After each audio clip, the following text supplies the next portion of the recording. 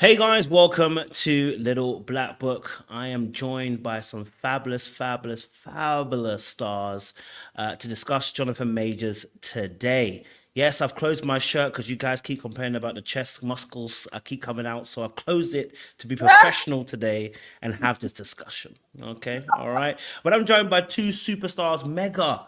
Okay, all right. We have singer, comedian, actress, reality TV star. Okay, personality. All right, I call her the Haitian Queen as well. Hip mover. All right, yeah, you may know her from such things as Wild and Out. Okay, as well. So shout out to Jessie. Woo! How you doing, babe? I'm That's good. what we like to see, baby. That's what I'm we good. like How to are you see. Keep going. guys? We are good. We are good. We are Good. good. And then we're joined by also another fabulous person. Yes, TV personality. You see her in the comments, okay? All right. She goes viral every time she decides to speak up as well. You guys know who I'm talking about, okay? All right. Legal representative, legal counsel as well, okay? Mm. You may have seen her on such things as helping with the movie Carter 2050. You may have seen her on such things as Two on Tinashe, helping with the negotiation when it comes to the contract, okay? You know her. She's gone viral recently too, all right? Talking about Diddy and Jonathan Oh, Majors. And now I have her on my screen as well. yeah. Welcome, Hey Simone. guys, so Hey. glad to be here. This is Thank you it. so This much. is it. This is it. My screen I is doing appreciate you something two weird, so ladies. forgive me. Listen, it's doing it on all of us. Don't even worry. They Okay. don't want to see us, go great. So I don't even want to waste much time, right? Because we already got 500 people in the room. They're ready to talk about this stuff. Jonathan Majors recently has imploded in front of our screens. Okay, he Yeah. went from being Kang to suddenly being the pauper. Okay, all right, and unfortunately, recently events legally, he's been in some trouble with his ex-girlfriend.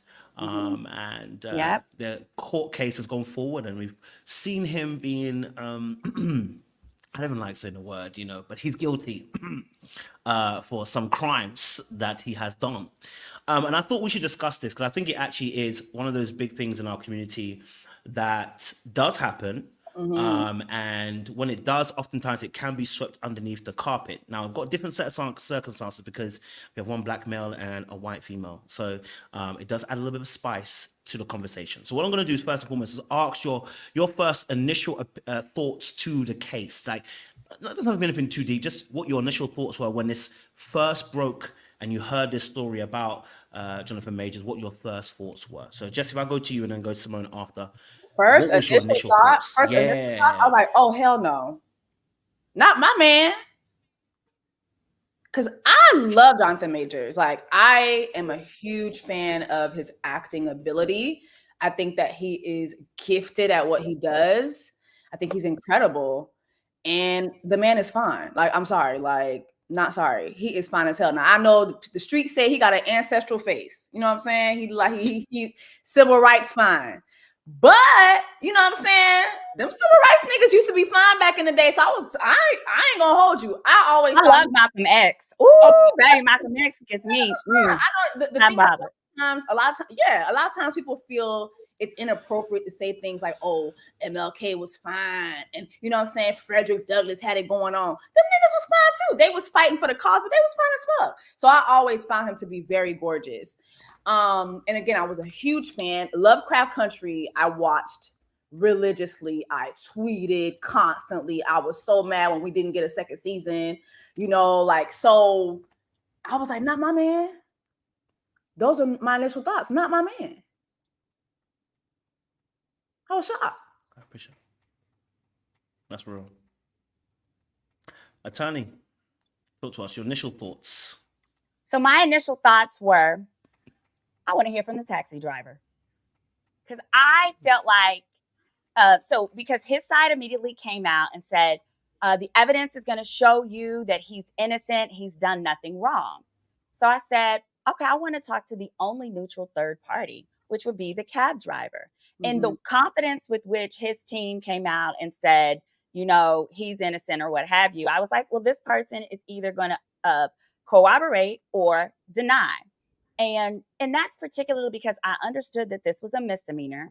And as an attorney, I've handled many misdemeanors. I do. I'm Texas based, but I'm licensed in New York and Jersey as well.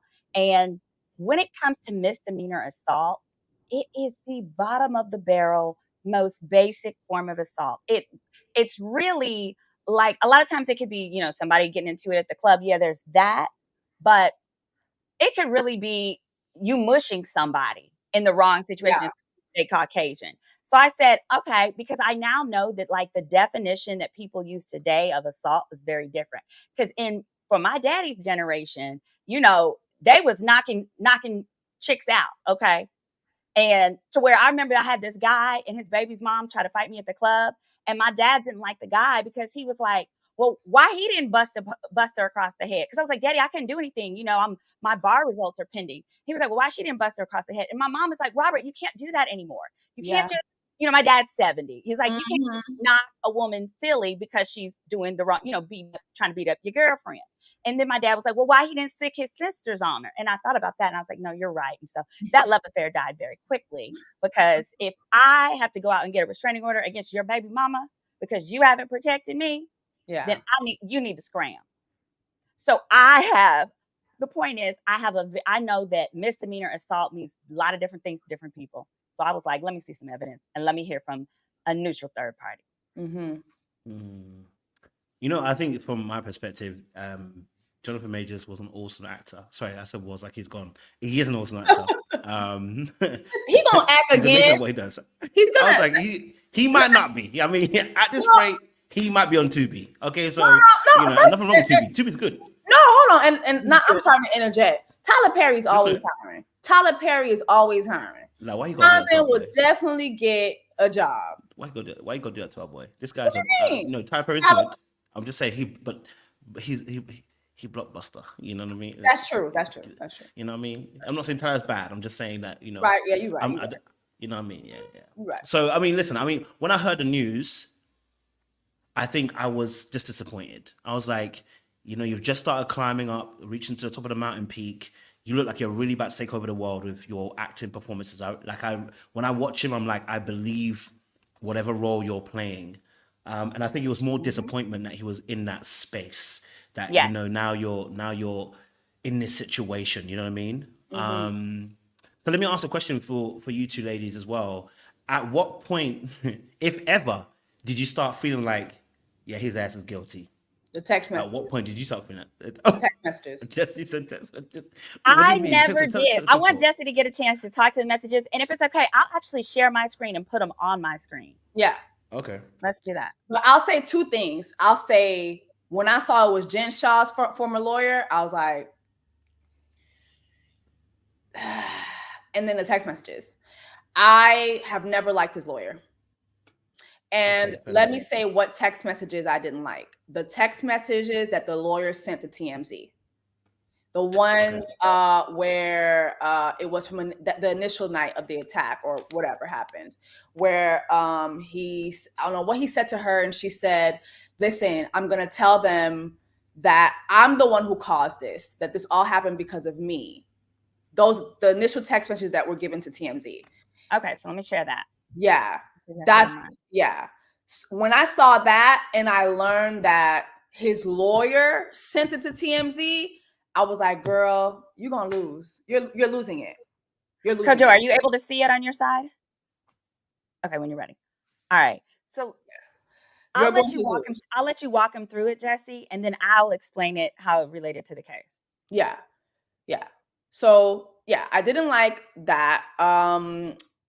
What do you want me to do? Read the text? And I think you mean specifically. So she says here, she starts with, please let me know you're okay when you get this. They assured me you wouldn't be charged. They said they had to arrest you as a protocol when they saw the injuries on me and they knew we had a fight. Then she goes and says, I told them it was my fault for trying to grab your phone. Yeah. And here's the thing too, it could be, depending on who you are, how you read this, it could be interpreted so many ways, right? Yeah. It could be interpreted so, let's just be honest. For me, and I've said this on my YouTube, every time I've talked about this, I have never been in a DV situation. Never. Thank God. I was abused as a kid, but relationships, I've never, and I think it is because I was abused as a kid. When I get in a relationship, the men always know this ain't what you want. It's not gonna happen. There's no choice. There's no choice over here. So whatever you think is about to happen, just take a long walk. It's not happening. All right, because it's not going to end the way you think it's going to end. Let's just say that. So I think because of me being abused as a child, that was one thing I was never going to take in relationships. So I cannot relate to this. However, I have many friends who have been in DV situations. I have family members who have been in DV situations. I've put my hands on a family member's man because they were in a DV situation. So I recognize what this sounds like. But I also recognize that just because it sounds like something, that's not proof that it is that. I just want to acknowledge that. But as someone who has been around DV and seen it, this sounds like a battered woman. It absolutely does. Yeah. And I don't agree with his lawyer's immediate tactic being let's sway the court of public opinion. Well, I believe though. Oh, I'm sorry, I don't want to cut you off. Yeah, because I just like sending the text messages to TMZ. You're trying to fight you're fighting two cases. So now there's the case that hasn't started yet. And then, but the court of public opinion, it starts immediately, right?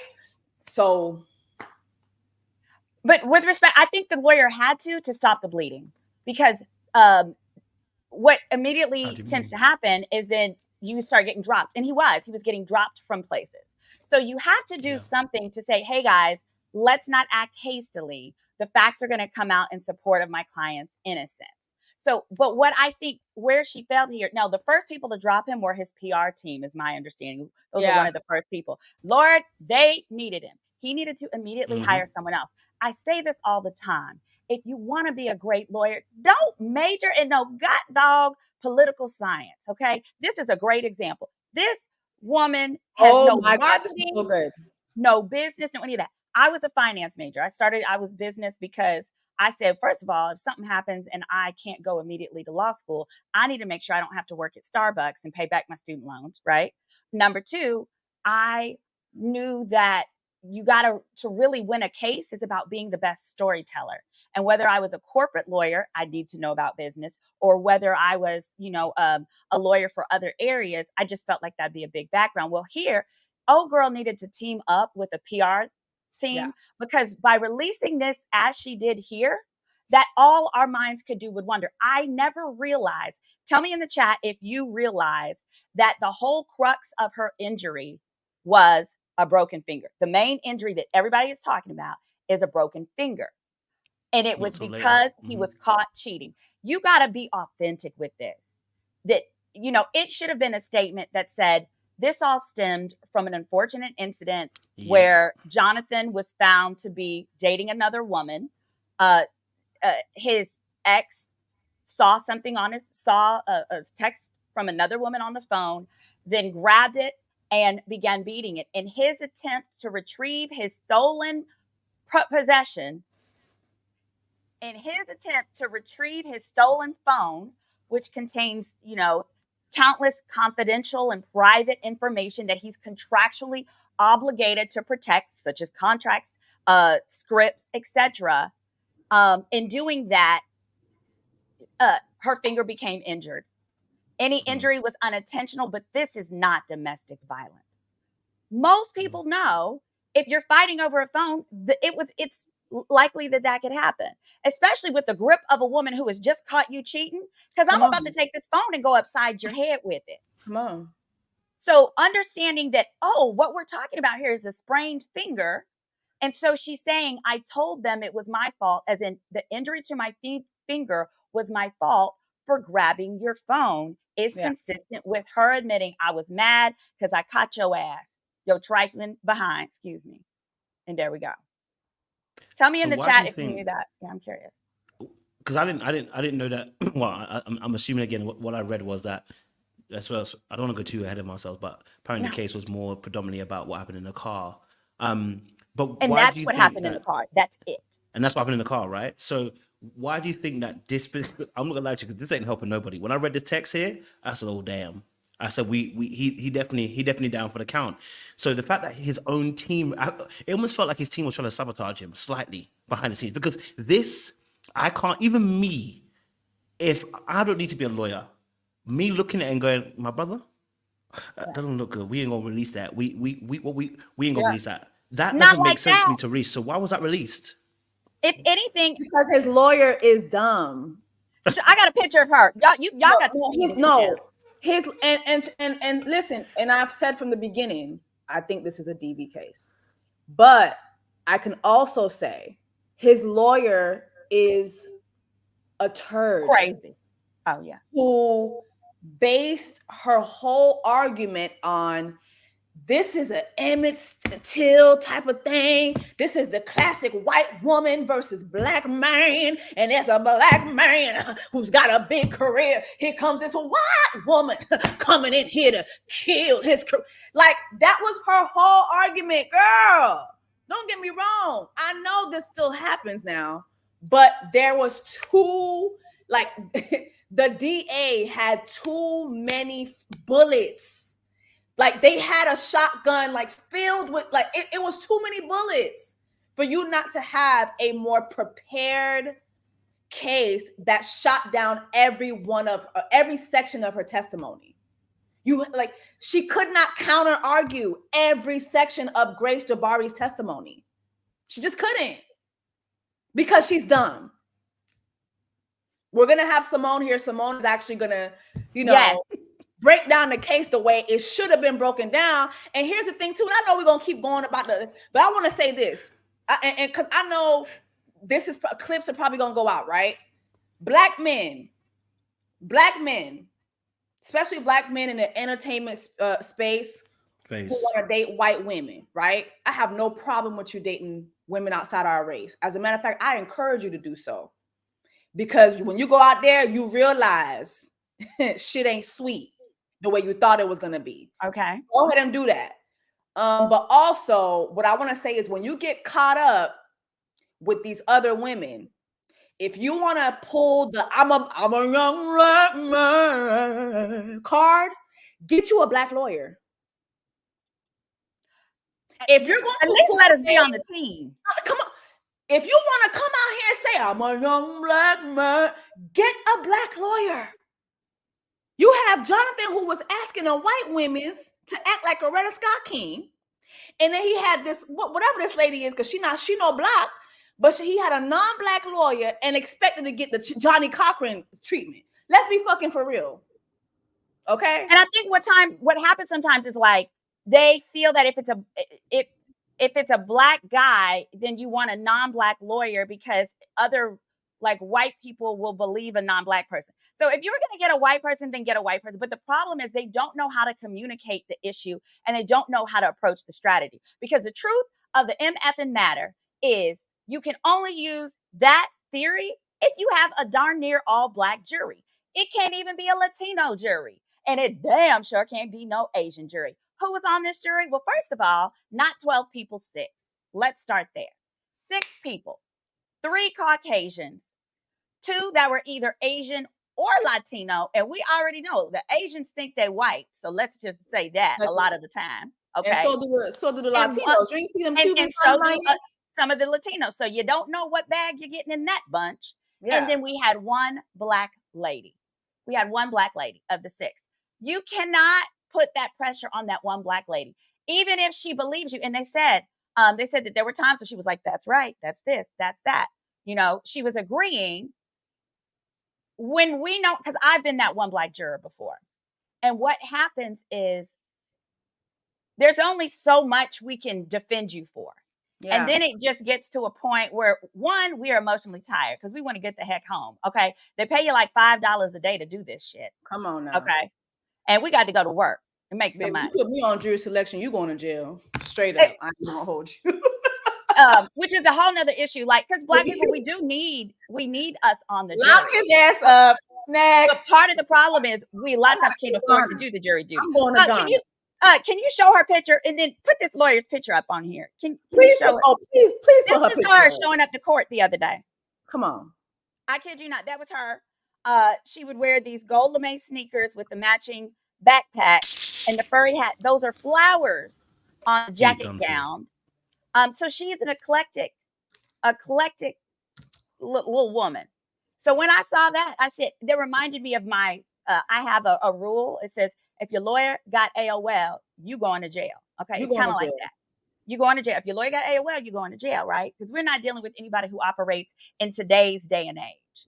This, knowing that you have someone who's literally trying to defend himself in the realm of public opinion, and you come in dressed like Mimi from Drew Carey, dating myself, but that was Drew Carey's secretary who used to slap on makeup like she was the little Miss Piggy, okay, looking crazy and always unmatched.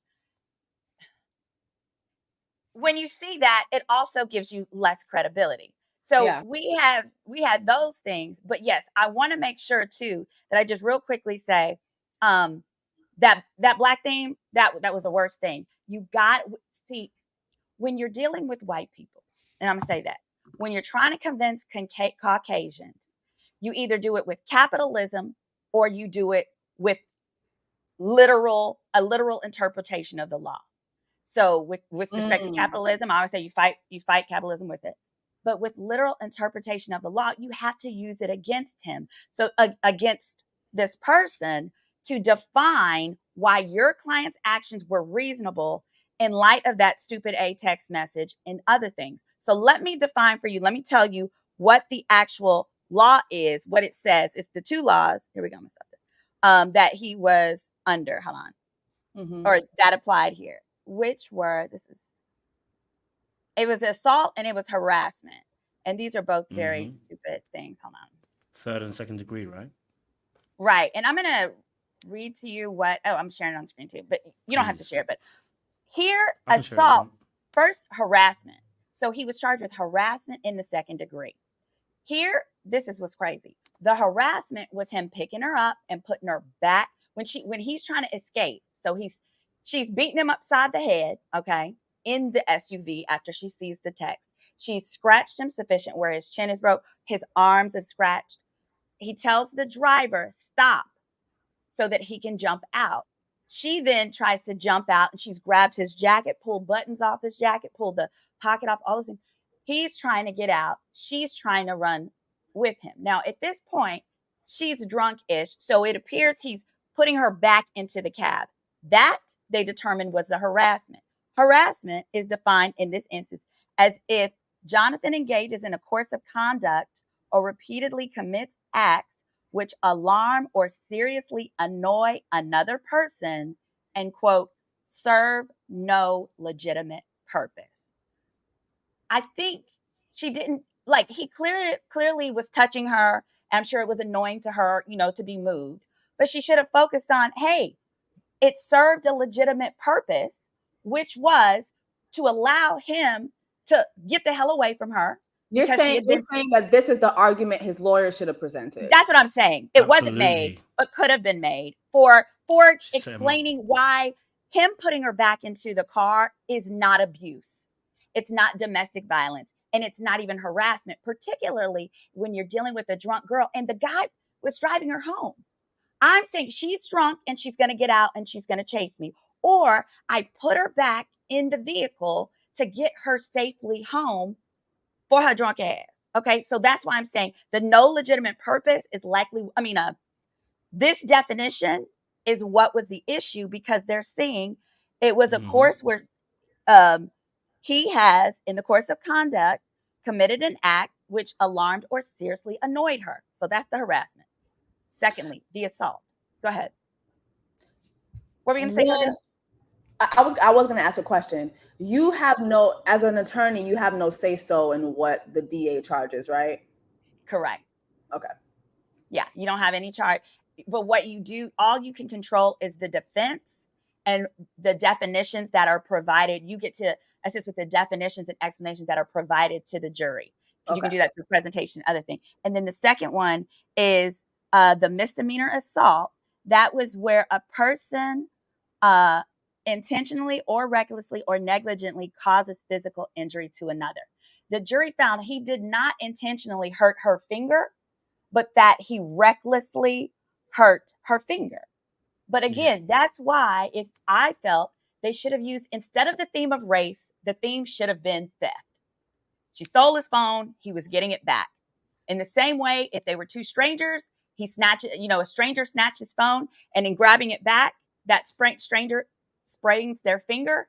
It's not a crime. And you're saying this is what his lawyer should have. But she used race. So what I'm saying is by focusing on race as her theme, I agree. That was goofy. And then the second part of the theft theme that I thought should have been important that I didn't understand as a lawyer is, so after this, I don't know if you guys saw, if you go to my YouTube, if you go to, and my YouTube channel is Girl Is That Legal. Thanks to my viewers who are, watching from there. Hit that like, hit that subscribe. But if you go to my Instagram, part 2 of my Jonathan Majors breakdown, I include video footage. So after she won't get back in the car and he takes off running from her after she scratched up his arm and all this, while she's running, she runs into some strangers on the street. She's talking with the strangers on the street and invites them to go to nightclub with her. So she doesn't go to the hospital, but she does go to the nightclub. And the video footage there shows that she also used his credit card to buy everybody drinks. Drinks on you, drinks on Jonathan, guys.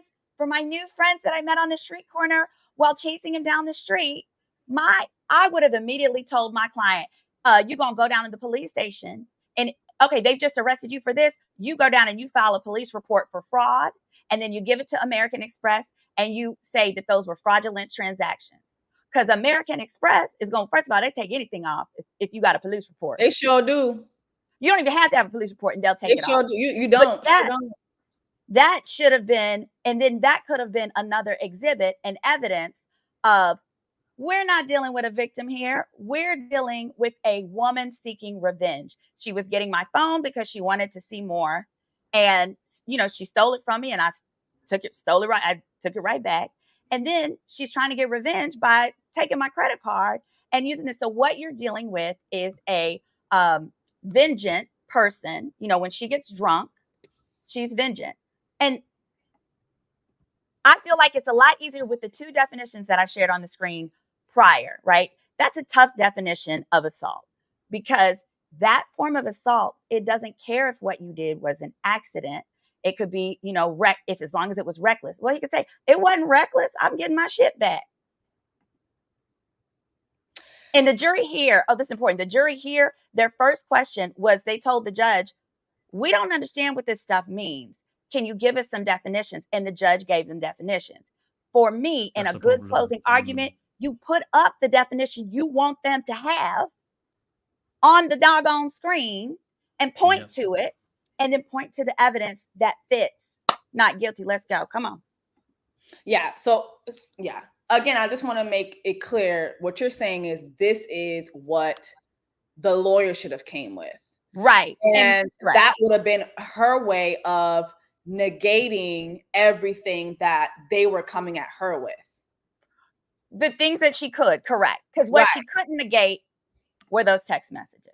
No. But what we're talking about is, because I've even said this on my YouTube too. To me, we're still not sure of what happened in the car. Now, you do have like the driver coming forward, but the driver didn't speak English and the driver was not looking at them. The driver said, from what he could tell, so this is the driver and they're behind him and he's just driving. He said he heard Grace being agitated and like her basically being the agitator. But that also coincides with what she said. It coincides with what she said in the text messages. It coincides with what she said in her testimony. She was the one who saw, hey, you know, how I wish I could be kissing you right now. We don't know who that Right. was. We don't know if that was Megan Coretta Scott King on the line. We don't know who was on the line. But somebody was on the line saying, oh, how I wish I could just touch the hem. True. You know what, What I'm saying? do you think The happened hem of in your the car? garment. The hem of Because your here's the garment. thing: the only injury. So there's only 2 injuries, right? Mhm. And so the injuries were the finger, and then she had a cut behind her ear. The jury ultimately found that cut, She did also have the lacerations here. there weren't. So initially, he was charged with strangulation. She Right. herself admitted there was no strangulation, and that never happened. And so I believe that that's why the next stuff was not addressed, and it was not a reason for the guilty verdict. Go ahead. Yes. But remember, too, Grace has a tendency to not say what he has done. The text messages, like throughout their relationships, it presents him telling her, coaching her, hey, these are things you shouldn't say. And you also have her saying, like, there was one time when he hit her so bad her head was throbbing for days. And she was like, I've been in pain. I'm in a lot of pain. And he's like, I don't think you understand what would happen if you go to the hospital. You know what I'm saying? So again, it's like, for me, I don't know exactly what, when I saw him putting her back in the car, I thought that was excessive. Just my opinion. I thought it was excessive. The way he just like, because Jonathan is a big old man. That is a big old, that's a big old fine ass civil rights built man. Okay. And the way he flung that little lady back in that car, that was a little excessive for me, for my liking. So What do you think how do you think he should have done? Now, mind you, Yeah. she was so strong that she could then follow him all those blocks down the street and do all that. But if you love your she's girlfriend, if you right. know she's drunk, if you know she's safe in this vehicle that's about to take her home, and that you're about to go get a hotel room because this is too much, mhm. what is the appropriate way to get her back in the vehicle? I don't know. Well, it's my opinion that I feel that she wanted to exit the car because I think he had her phone. So that's my opinion. And the reason why I came up Okay. with that opinion is because when you see her running, okay, so she's running after him, she doesn't have anything in her hand. Then she runs into those other people, she still doesn't have anything in her hand. You see them give her a phone for her to use. Mhm. So when I was seeing that, I was like, oh, he must have had her phone, or he must have had something that belonged to her as well. It's like, we're not just gonna fist fight in this car and you just run off like nothing happened. Like that's what I'm thinking. And that's really reasonable, but that wasn't what she testified to. What did she say? She didn't say anything about the phone, about him having any of her belongings, or that she basically testified that they got out of the car. She was upset, and that she's chasing him down the street trying to talk with him. But he didn't have any of her stuff, her belongings. I don't know if, like, on the left side, I know what part you're talking about. Yeah. I don't know if she may have had like a purse up here or a jacket or whatever, but she had her purse and her stuff well enough for her to be able to use his credit card to buy everybody drinks that night. But what I'm saying is, what you're thinking to me makes perfect sense too. And if she's chasing him down the street to get her stuff, even though it's not what you would expect of a victim, that makes sense. But Yeah. given that she herself she had 4 days on the stand and never said, I was going to get my purse, I was going to get my bag, he took this stuff. In the prosecution would have used that to say he took her phone to prevent her from calling for help.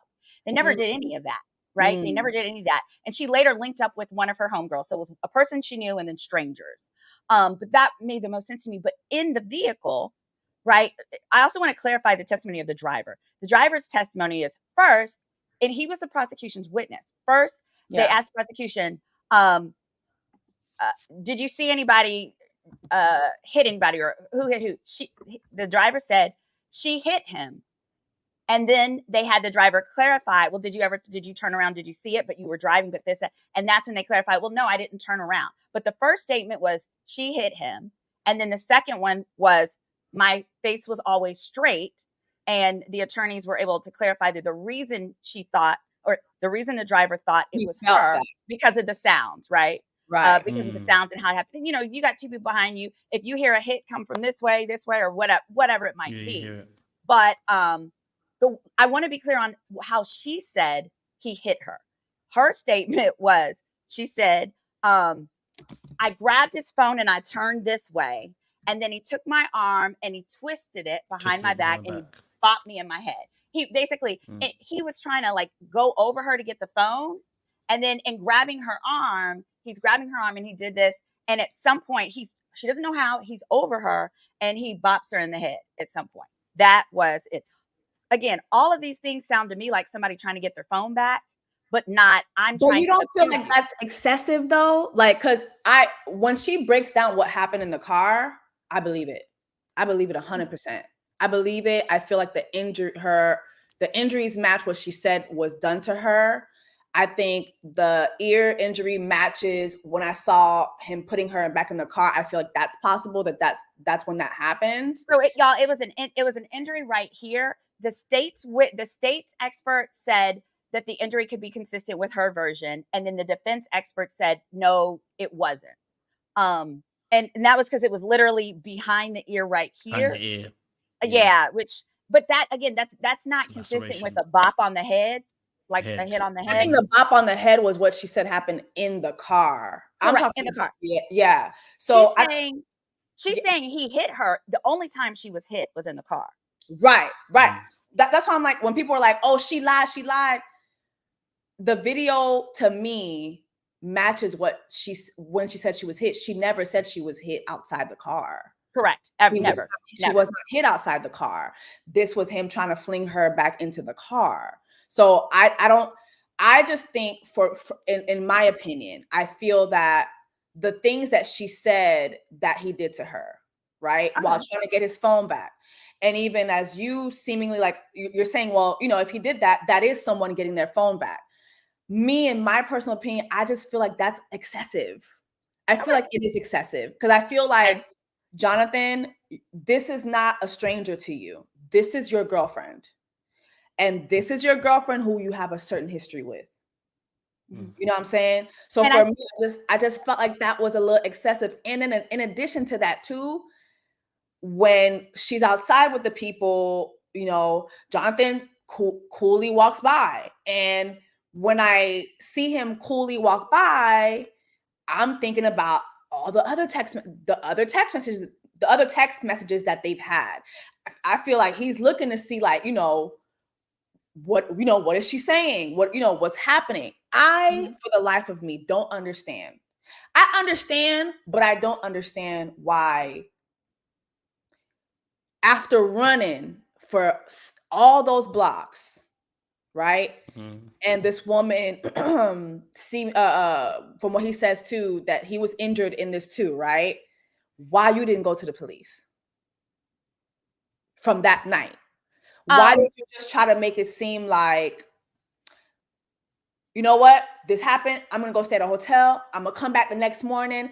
I'm going to call the police and act like I don't know what happened. That to me, again, was another dock down, because it's like, you're trying to act like you don't know what the fuck just happened last night. And you weren't forthcoming. You weren't forthcoming.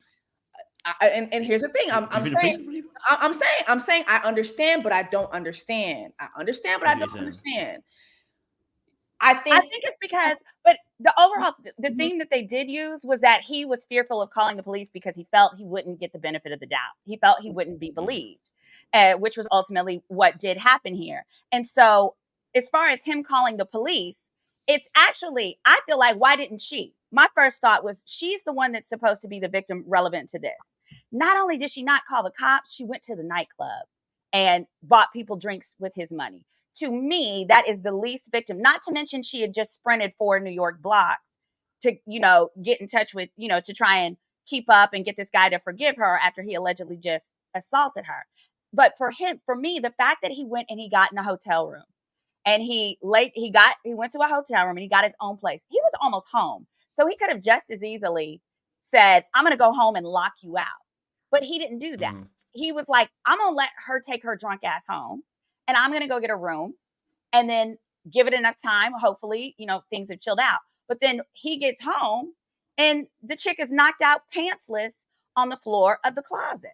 And so I can understand at that point saying, okay, now I have to call the cops, because here we got a white woman knocked out pantsless on the floor of my closet.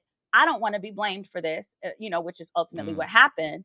But I just feel like the type of abusers that I know, the ones that I know, they wouldn't go and get a hotel room. They are going to lock you out and make you sleep on the curb or wherever. Like, that's just not consistent to me with someone who just attacked you. And her version of the attack, the only thing she said were that she never said anything about the neck. The only injuries that were in play was the behind the ear and the finger. Well, the jury said he was not guilty of this injury behind the ear because they felt that it could have happened at any point from her getting out of the car to the club night to whatever made her pass out pantsless on the floor, because his expert said it would be more implied it would be more consistent with something like a falling injury, or an injury that could have taken place, at any other point, particularly because it's very directly right here. Like, it wouldn't even happen from right behind this. the ear. Yeah, it would, something occurred there. But I say that to say, it could have been her earring back scratched it's up the top of the ear, but it was the top of the ear. She didn't have an earring up. It literally was the ear. I thought it was right behind. I thought it was right, literally. Yeah, when I saw Okay. it, At the it crease. was lower. The crease. It When I absolutely looked up, it was lower. Yeah, it could be. But I think I am sensitive to what you are like. What you're saying is very important, because you're saying, I'm sure, what the people in the jury room ultimately agreed with. They, at the end of the day, with the definitions that I already put up, all of that, whatever, if you don't feel that his level of force or aggression or what he did was reasonable, then yes, you have to find him guilty. And I think that that's what it was, which is what happens when you are lily white and you're smaller and you're a bigger guy like that. You got to take your licks for a large part of it. You got to take your licks in an instance like that. I personally don't think there was anything he could have done to prevent the finger injury, but to the extent of the other, her ear injury, which again, the jury didn't believe happened in the vehicle. Could have happened at a different point. But may I say this? I think just like how the text messages show that Jonathan clearly had a pattern with her, she had a pattern as well, which was going out to drink. She I've seen so many people call her drunk because, we even have a recording of him politely scolding her for going out and coming back to the house drunk. For me, I'm just thinking, I just got to this fist fight with my man. This man done got his Forrest Gump on. I'm trying to get my, Usain Bolt on behind his ass. Maybe I'm just going to go out and drink too. I don't want to ultimately go back home to this. This is the energy that they're both on. It looks like they were either headed out on, for a night on the town or coming back from they were it. coming back from one. Yeah, okay, they were coming back from it. I don't think sis wanted to go home to that.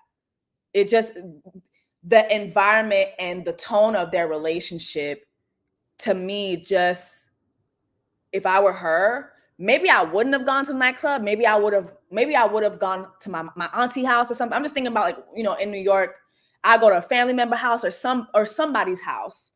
I don't think I would want to go immediately home after fighting in a cab with my man either. And I think that actually, I think that's very normal for a domestic, abusee, is we just had this fight. What's going to happen when we get back home? What's going to happen? What's going to happen? It's not just going to poof and be gone. You know what I mean? So yeah, while I think, okay, a night out is not what I would do, I'm not a white drunk lady. You know what I mean? Like, this is the type of woman that Jonathan chose. He chose to continue a relationship with a girl who likes to get drunk and it would ask her for Black women's energy.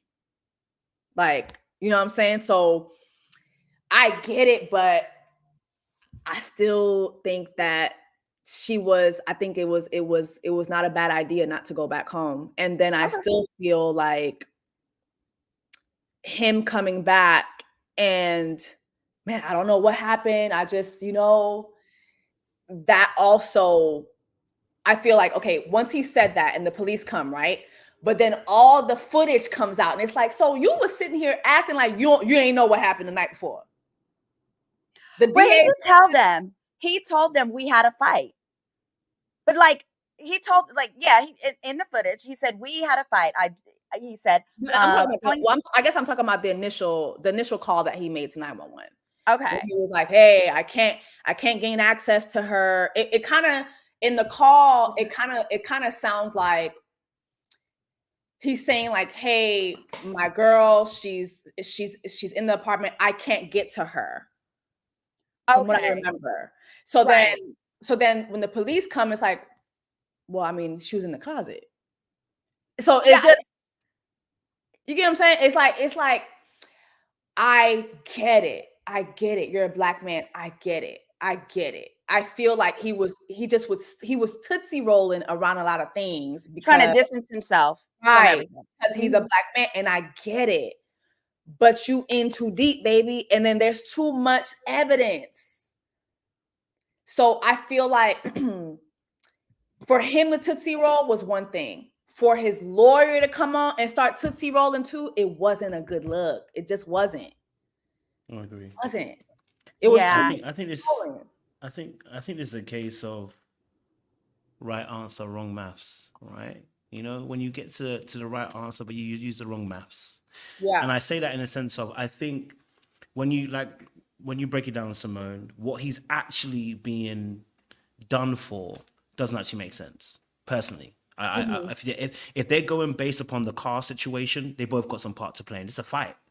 That's what I'm saying. That's all I'm saying. If it's going by the car situation alone, and that's what we're basing the convictions on, then I wouldn't put him down as guilty. I'd put him down as, these two are fighting stupidly. He was cheating, whatever. This happens in normal relationships. Someone's cheated, someone finds out, she grabbed your phone, he tried to prise the phone out of her hand. Then you leave it at that. Can I say something? Yeah. You're saying that as a black man. I feel like white people, their look on DV is totally different. That is true. What we see as it was a fight, they don't see it that way. And to be honest, I lean with their view on that. Because I feel is that because like they see a black man in it, or is that because they actually don't see like that? Because if they we're don't saying feel that, like that, period. Because Ezra Miller is a great example of how they see it.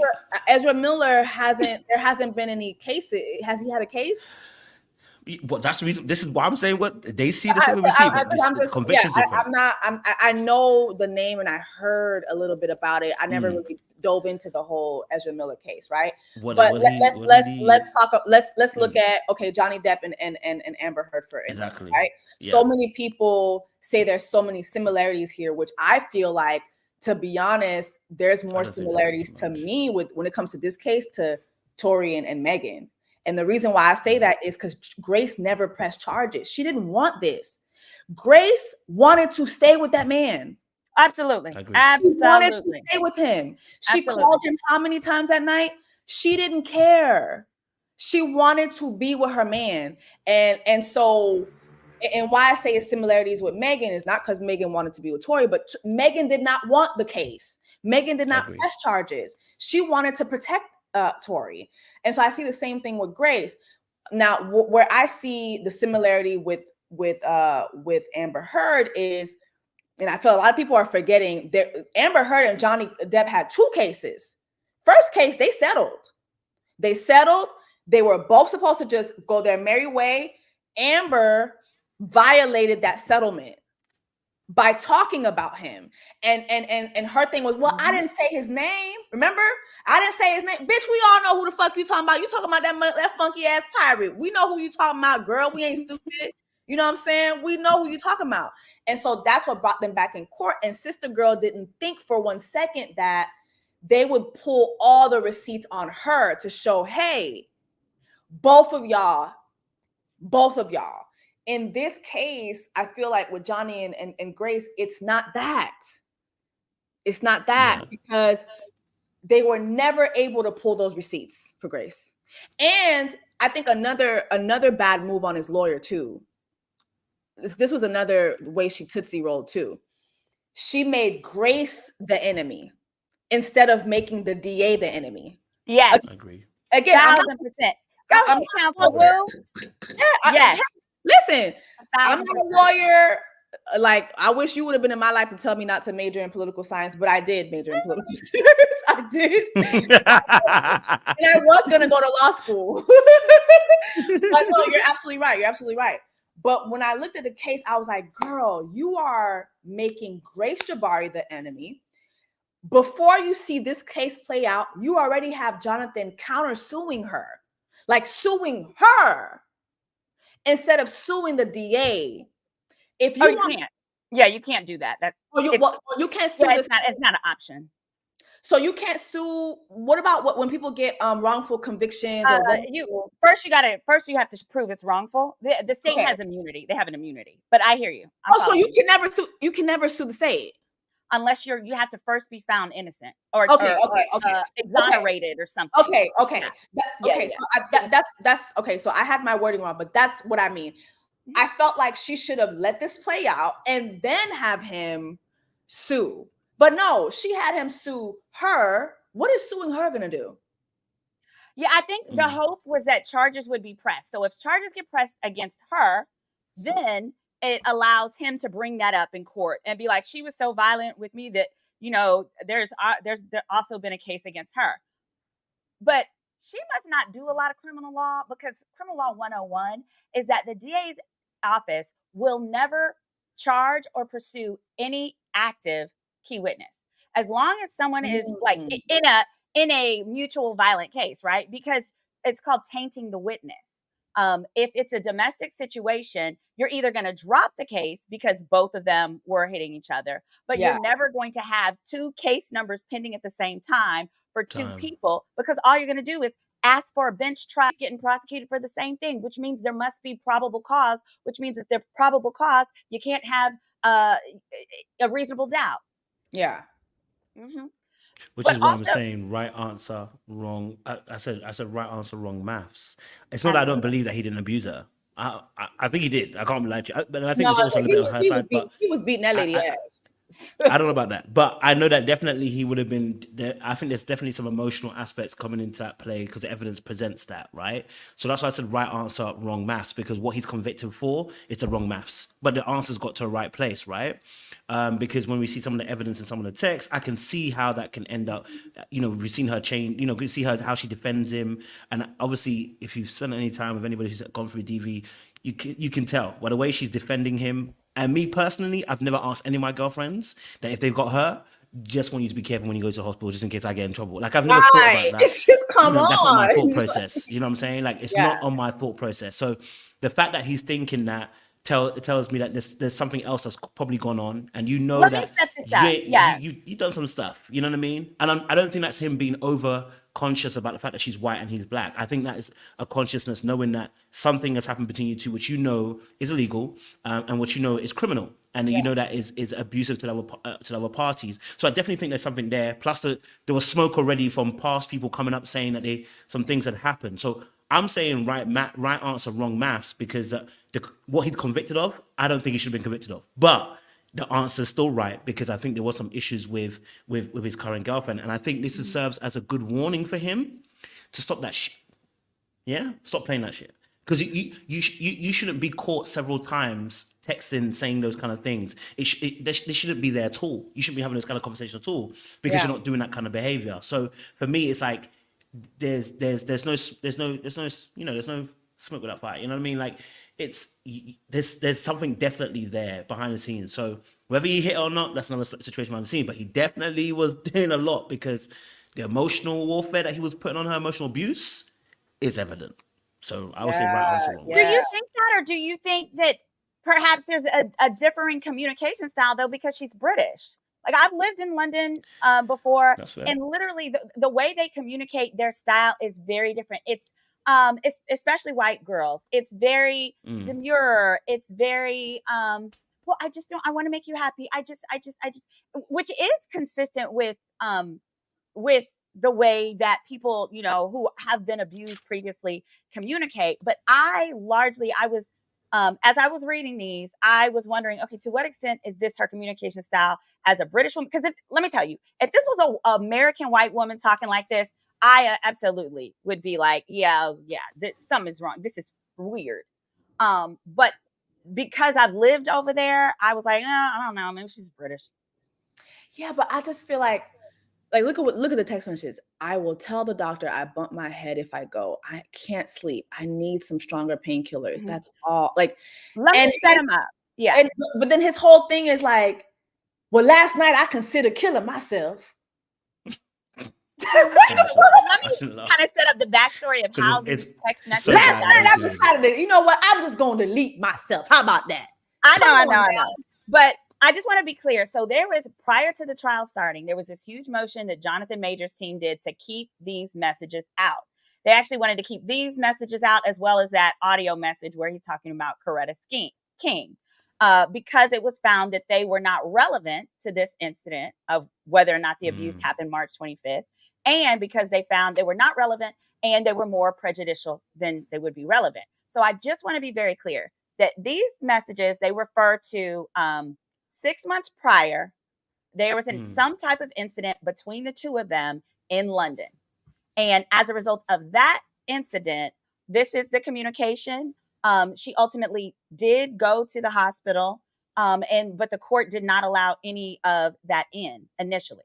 What happened and the way that it did ultimately get in this case is because Jonathan's lawyer had Grace on the stand and asked Grace, did he ever try to prevent you from seeking medical attention? Wait a minute. Jonathan's lawyer asked her that? Yes, boo. That's why I want to explain this. This is really important. Jonathan's lawyer is how this got in the case. Yes. I wouldn't hire that bitch to fight a parking ticket. Yes. So I want to just make sure you guys know that. So she asked Grace. Hey, go ahead. I'm sorry. That's why I love doing this, because I want you, whatever opinion you have, I just love it when people are able to have it with all the facts. So, and this may make you feel even stronger, confident in how you feel. But so Jonathan's lawyer said, Grace, did he ever try to prevent you from seeking medical attention? Oh, girl said yes, because she was referring to the London event. Jonathan's lawyer then started going in on her to make her out to be a liar. So basically was showing, no, he didn't. We don't have any records of this. We don't have any of this. We don't have any of that. Whatever.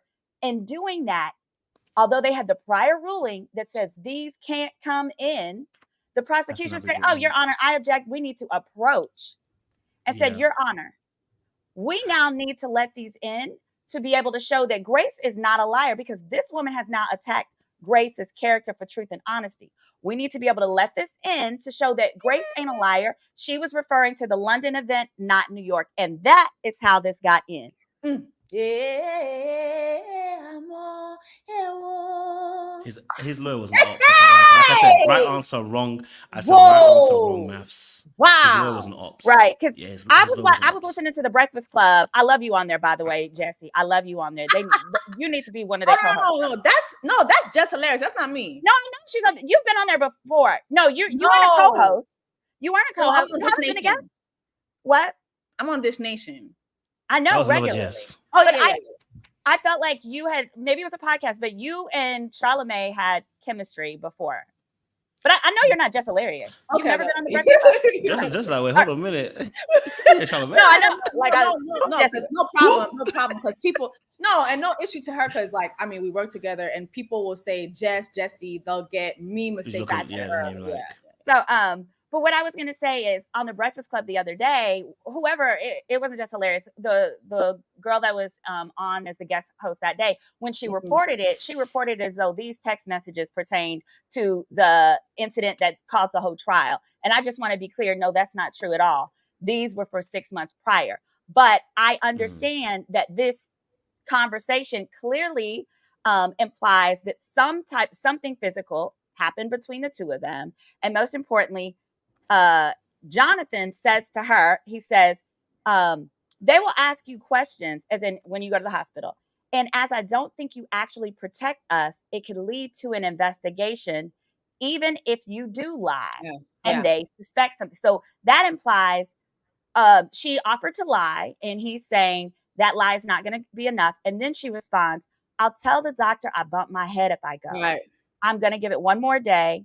And then she says, because I can't sleep, I need painkillers. Why would I want to tell them what really happened when it's clear I want to be with you? And then he responds and says all this stupid stuff. I feel like you want to be together, as in to not embarrass yourself for everything you've said to your friends and family. Last night, I considered killing myself versus coming home. Lord, I'm sorry. The amount of times this man, offered to delete himself for this lady, I'm so sorry. And I know it's not like a laughing matter, but Jonathan is very unserious. Okay, he was never going to do this. I feel like he went to jail for drama. He acts like he's on the stage. I'm telling you, he is a soap opera. He is a walking theater show. Even in the recording, I'm like, look at this man. And I'll never forget. And this is just a side note, but when I was reading this, when I would read the text messages of him always trying to delete himself, I remember when I was in a relationship one time, and it was with a Haitian child, and he had told me he only used that on me one time. He only said it one time. You know what? I'm going to kill myself. I said, here go the car keys. Do it. Next time you say, can you wait a week? I'm going to get some life insurance on you. I'll use that next time. I said, map compedeo, epi map gado. Absolutely. Because there's policies that'll cover it now, girl. I'll have to find one. And of course he didn't do it. It's like, so Grace and let me tell you something. Grace and John, they deserve each other. Well, if you believe she wasn't, nobody deserves abuse. Yeah, but I don't know. I think that the two of them are toxic together. Very toxic. That's why when I say they deserve each other, I mean so they can get on each other's nerves and not the rest of the world. Very toxic. They was both in there. Just having a full-on production every day. It's ridiculous. Because she would say the same thing in one of the messages where I think she didn't think he was going to pick up her phone or take her back. She talked about taking her life too. So the two of them, that's how they communicated, and they used to do that little foolish, goofy stuff. Wait. She said she wants to take her life too. Oh, yeah. She said it one. She said it. See, I didn't see that. I didn't see that part. It was only one that I saw. Yeah, it was a different text message. It hasn't been on the screen yet. But she said stuff too. But I really think, Jessie, you're right. Like in billing her as a drunk, etc. They could have made her a drunk victim, but of the system and of the process, and say, you know what, she drinks a lot. She doesn't remember all of these things, or this, that, and a third. So she doesn't use the best judgment, and she can't always necessarily see what happens. But here, the prosecutors have manipulated her into this in order to whatever they could have said, in such a way that doesn't make people. At the end of the day, okay, I went to Cornell Law, right? Upstate New York. I'm not bragging. I'm saying from the perspective of it's in Ithaca, New York, okay? Yeah. And when I was in law school, I did a clinic. It was the criminal defense clinic. I had to represent this little bitty man. He looked like Bushwick Bill, okay? It was for like an assault against his baby mom. And there was a protective order against the two. And I said, look, it was a situation where the two of them were fighting, but she had a mark or it was something dumb. There was a order to stay away. I said, she's going to call you. Don't you pick up the phone. It would be a violation. You're going to get sent back to jail. I said, because look at you and look at her. He's about 5 foot. She's about 5'8". I said, you are a little black man and she is a big fat white lady. Nobody's sympathizing for you. And you're Katrina people, because he had just came. This was right after Hurricane Katrina. I said, no one, even if you're the victim, no one's going to believe you. So you need to proceed accordingly. And that's the case here.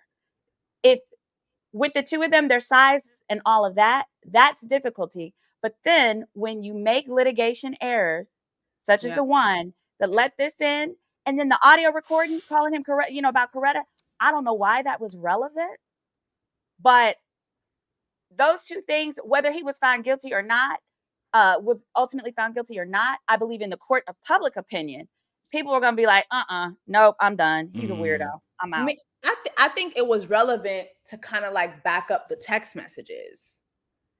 I think like that's how the DA saw it. It's like, not only do we have text messages, but let's let you hear it. And I think one thing I will say is the way articles, the way the press made it seem, or maybe people just weren't literally reading word for word what the press was saying before the audio came out. It just seemed like it was like, girl, you like, why you can't be like my Coretta Scott? You know what I mean? Like, it was like, why is this black man asking this white woman to reach down in her coochie and find Coretta Scott King energy? What is this? And then when you listen to it, yeah, he's very calm, but he still, to me, is very scolding, and it kind of gave a little gaslighting because, and here's why I think the recording was relevant too, because in the recording he said, there's a moment where he says, I'm a great man, but take my temper. When he touched on his temper, I feel like the DA was like, he's saying that he has a bad temper. Yeah, I feel like he's telling you who he is. But in why I feel like it was gaslighting was, I'm telling you, yeah, I ain't shit, but I'm the shit.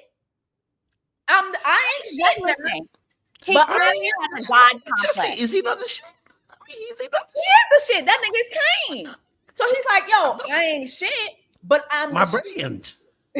No, I wouldn't put it that way. Right. But to me, I feel like that is the tone that the DA wanted to express to the jury. Let us tell you, because it's like, see, his lawyer came in with a water gun and was like, oh, but she be lying sometimes. And the DA was like, oh, she be lying? Oh, okay, cool. So here go the text messages. Here go more text messages. Oh, and we got a recording too. Let's go ahead and press play on that. We got a recording of him asking a white woman to reach down in her coochie and find black women energy. Let's go ahead and press play on that. Like, the DA was loaded. Like, they were fucking loaded. And they're like, oh, okay, so now you want to start a character case. Okay, cool. Here's the character of your client. But I do feel like, okay, just from the factual standpoint, I feel like it's weird as heck to audio record your boyfriend. Like, the only reason you would do that is if you think you can use it for some leverage later. Like, who even does that? So part of it made me wonder, like, all right, was she keeping this for ammunition in case later on she needed it in some capacity in dealing with him? Whether, I don't know exactly what, but whether it could be leverage in the relationship later down the line, or if they were to break up. But that struck me odd. The first thing I thought when I listened to it, of course, the first thought was, okay, he's weird as hell. But secondly, it's also weird as hell to audio record your boyfriend chastising you, unless it was probably also to let her girlfriends hear it, because that is actually consistent with the other text message where he says, I feel like you want to be together, as in to not embarrass yourself for everything that you said to your friends and family. When I read that, I thought he might be referring to the fact that she talks about their problems with her friends and family. So a lot of times, then they'd be like, well, leave them. And he's saying, you don't want to be embarrassed because they've been telling you to leave me and you stick around. But in part, they're saying it based on you sharing this toxic shit that we got going on. Have y'all ever recorded a conversation with you and somebody else that you're dating? I can't confirm or deny. Video, yes, but I've never done audio. So confirm or deny. I did an audio, and I did it last year. Shut up, Kojo. There was one guy that I dated, and this was very brief, just a couple months of just casually dating. And there was a phone call that he made to me at 4 a.m. And as soon as the call came in, I said, record. And if you hear it, it's just him. It's just him. Like, and I saved the recording and I sent it to him a week later. I said, I want you to hear the way you talk to me. Got it. I hear that. Yeah. That makes sense. 'Cause it's like when I would tell him, I would say, yo, this is how you come off. This is how you talk. No, that's not true. And he's a Sagittarius. Please don't date Sagittarius. Oh, Oh my God. Please do not I date need y'all Sagittarius. to lead the zodiacs in 2023. No. Lead the We're not zodiacs. leaving that. No, we're not leaving that. Leaving them zodiac in 2023, people. Let's look at character, not the zodiac. Okay. Leave Go to No, the it really C, doesn't not to the matter. Z. Okay. I don't- Leave the zodiac Tell you. alone. Let me Go tell to you, the character. when I sent it to him, he was like, oh, You didn't know. he knew. I think I was the first person to ever challenge him. And then I went so far as to let me give you evidence. Here is how you sound. This is how you talk. And almost immediately after, like, we just stopped talking because he knew it wasn't gonna go anywhere. I got you. Probably embarrassed. Yeah, it's embarrassing. This is how you talk. You a grown ass man. There's no reason why you should talk to anybody's daughter this way. You know what I mean? So I'm just thinking in that when I saw people saying, I was like, damn, y'all have never recorded a phone call. And I'm not saying you should, even though I've done it, but it's not something I do often. But just in this particular incident, this man kept disrespecting me. I think it's a great example. Yeah, I wanted him to consistent. hear. Yeah, I wanted him to hear how he sounds. I mean, No, I'll be honest with you. I've done something similar, but I didn't present it to the person. I didn't want them to know, but it was for my sanity because I'm like, wait, am I hearing what I'm hearing consistently in conversations? You know what I mean? And in that situation, I wouldn't say necessarily. I don't like calling it abuse. I really don't like. Maybe as a man, you don't like calling it abuse in that sense, but what the person was doing, and I was like, let me just record that. Maybe I'm losing it myself. Maybe I'm losing it. You know what I mean? If it was rather for me rather than the other person, I never showed the person the conversation so I can listen back to it and I'm like, nah, I'm not mad. Yeah, they are really saying the shits of what they're saying. I thought I was moving mad, but no, you really are saying this. Yeah. So I do understand when people do sometimes record a conversation with kids, especially in this day and age. You know, we have technology that allows us that benefit. But if you've ever been, and I think the difficulty is if you've ever been in a relationship where the person always contradicts the narrative of what's happening. See, like if you're dealing with somebody normal, right? Let's say me and Jessie or you, Symone, we get into an argument, right? We get into an argument and we say, this is my point of view, is my point of view. You can understand, yeah. But when someone goes, no, actually, when I look at your point of view, I'm actually gonna contradict every single thing you said. It didn't gonna happen. It didn't happen like that. It didn't happen like that. It didn't happen like that. Then you start feeling like, quote unquote, as they say, gaslighted. You start feeling gaslighted. Yeah. And then it becomes very difficult then at that point, especially if it happens several times where the person's like contradicting everything you said, as it happening that way, that you're like, you start questioning your own mentality and your own kind of reality, especially when people start lying about things. And I'm talking about, I didn't think it was possible until it actually happened to me. Somebody literally was looking in front of me and I'm talking about the bottle of water has spilled and they're like, the water didn't spill. I said, shit, are you serious? The water spilled. And they're like, no, Like the water if didn't you're spill. dealing with a I said, narcissist. I could definitely see that crazy. whenever you're dealing with a narcissist because they're never wrong. They move the field goal post, all of that. I'm putting my jacket on, y'all, because somebody had something to say that I'm not dressed professionally. I promise to God, I don't get dressed up when I'm not in court. I got my family jacket on, but on your shoulders anyway. Don't worry, you're good. Thank you. Well, yeah, I got my tits are covered, but yeah, I don't get dressed up when I'm not going to court or going to Zoom court or regular court. So I'm so sorry if that disgusts you and you've decided that I'm no longer a legitimate lawyer. My bad. But I did want to know, Jessie, did you see the photos of his injuries, like his scratches, and how you've been explaining? I wanted to talk about that because I think you've done a good job of explaining what you feel is reasonable in light of their size differentials and everything. Because at the end of the day, the jury gets to determine what's reasonable, what's reckless. That's what they found, that he was being reckless with her and that's how she got injured. And all of those things take into account the level of threat you think each person is. Yeah.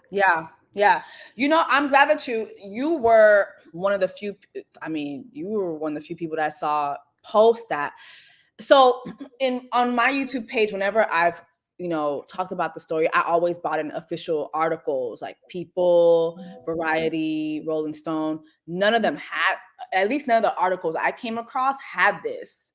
So it wasn't until really like Kojo sent me the video of you breaking that down. I was like, oh, so he did it. Because I was always like, I mean, he wasn't found with any injuries. I would have thought that he would have had scratches or something, at least a scratch. I said the same thing. Yeah. So I was like, oh, okay, cool. So I definitely want you to break down to us how this was introduced, or even if it was introduced, because I kind of feel like a lot of outlets did not cover that, and I want to understand why. But also, I will say this, that I'm not surprised.